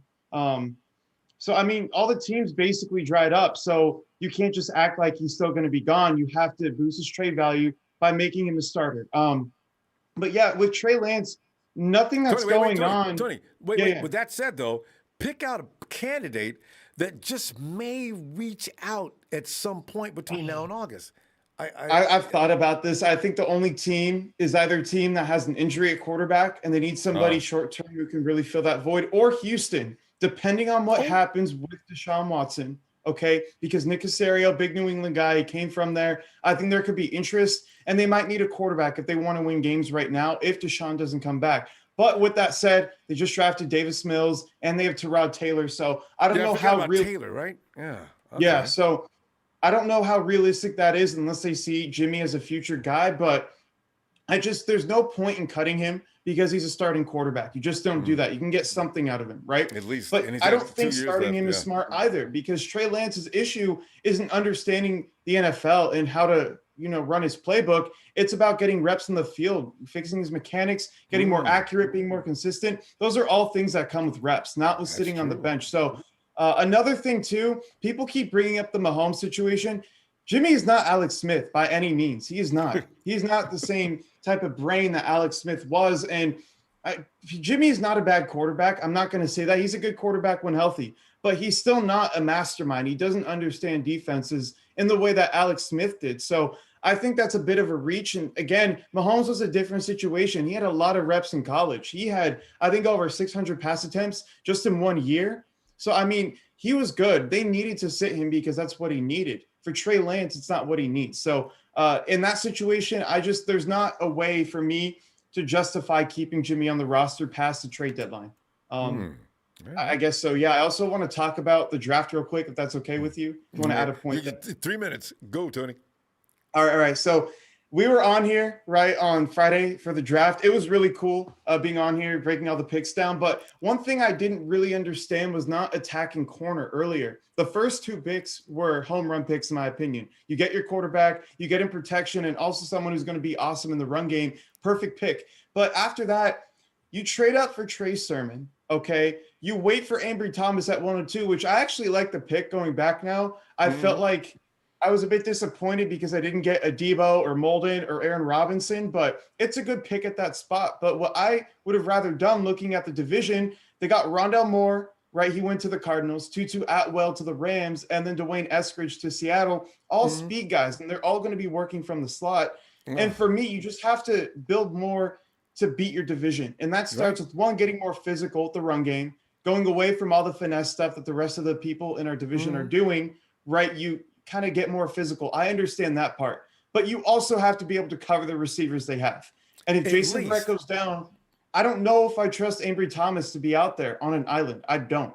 So for me, trading up for Aaron Robinson before 71 or trading up for Paulson Adebo before 76, even if it means parting with a future pick next year, would have been better than trading up for Sermon at 88, because you have to look at your division. And I think there's actually quite a steep drop off between Adebo and Robinson and Ambry Thomas. You probably still could have gotten both, but even in that situation, you need to get one of those top tier guys, in my opinion, so you can beat your division. And with injuries, again, we could have a horrible secondary. It could be horrible if we get 2 or 3 injuries back there. So that's kind of my 2 cents on it. And horrible's being nice, Tony. And I like your thinking on that. If you're going to watch the NFC West get faster and a little more craftier, then go something to counter it. And we kind of didn't. And we didn't even get an edge rusher to even add more. Because, Tony, an edge rusher would be a part of that equation, too. If I kill the other quarterback, get somebody to help Nick out, then the receivers they picked up aren't going to make any difference. Yeah, that conversation to me is, I don't know if the draft would be the way to go with it. Personally, I think we have enough guys on our roster now to build a good rotation. But in the draft, people keep talking about Azeez Ojulari. And since that mock draft I made with you in the first Red and Gold GM, I kind of walked back on that. In the 4-3 scheme, especially in wide 9, you need to be able to set the edge. And Azeez can't do that. And that's something I kind of overlooked in my analysis when I traded up for him in my mock draft. So there was nobody in the draft for me that was worth taking who could set the edge and be a good speed rusher, aside from Rashad Weaver, who has an assault case now pending in Pittsburgh. So, but Tony, those kind of guys I like. He must be kind of dangerous. Tony, the thing is, he is very dangerous. You're going to end up with like a situation now where, if indeed Eric Armstead's going to be out setting the edge, because he does that probably better than anybody on our team, and they're going to move him back inside during the obvious passing plays. My worry about that obvious passing plays. Is there such thing as an obvious passing play? Yeah, I'd say it depends. I think there can be obvious passing plays, just, it's situational, to be honest. And if your coach is predictable, I think most of the teams we'll play won't be super predictable. Even though we're playing, an easy schedule this year, we're playing a lot of offensive minds, and especially in our division, I just think it's more a situational thing. Always. Because that's not Sean Payton feeds off of that kind of intellect. I mean, I think we're going to pass. I give that ball to, and he's got 3 guys that can kill you, going slicing right up the middle. Tony, I tell you, can you get enough? You can't get enough of Tony, but we're out of time. Tony, love you, man. Let's talk again tomorrow if you get a chance. All right, sounds good, Ronbo. All right, night, Tony. All right, good night. Yeah, the guy's mind is like a steel trap, isn't it? I have to go along with what he said, all of it. Hey, Christopher Hangler says, Ronbo, you're a great fan and a great show. I hope 49ers become world champions again. And California's football team, peace forever. Chris, thanks for the contribution, fam. Yeah, the 49ers, Candlestick Park's got to be lit up like it was in 2019 this year. Allow people back in. And I wonder how much that meant to the 49ers. They must have fed off of that injury. As last year we looked like meat. And I'm talking dinosaur meat. I'm talking spoiled, rotten. I mean, God, it was awful. Hey, Jay. J-A.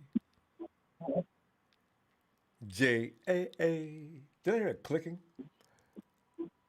Jay, we hear something going on, but it's not audible.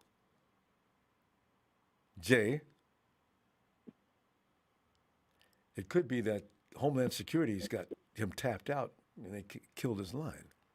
You never know.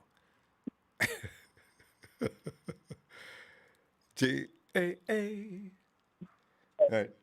Well, fam, while Jay works that out, I'm going to tell you what, fam, I'm going to go. I always wait for coming out type. I don't care what time we finish. I'm a kid. It's amazing how talking and laughing. And by the way, somebody says, give me credit to Ronbo for not laughing if he's reading the comments. I do read the comments, and I do stop trying to laugh. I do call some of them out, too, when we got time. I love the chat, man. I love you guys, man. Except for 425. I'm begging you guys, don't take shots at women. Is that too much to ask? No. And what does he do? He makes a nasty comment at Denise. How was it planned? My mama raised me to respect women. Don't do that. Seriously, don't do it. God. Anyway, fam, I shall see you tomorrow. I got to finish. It'll be fun this week. Let's talk football. And just have a wonderful night. Thanks for the contributions, guys. Appreciate it so much.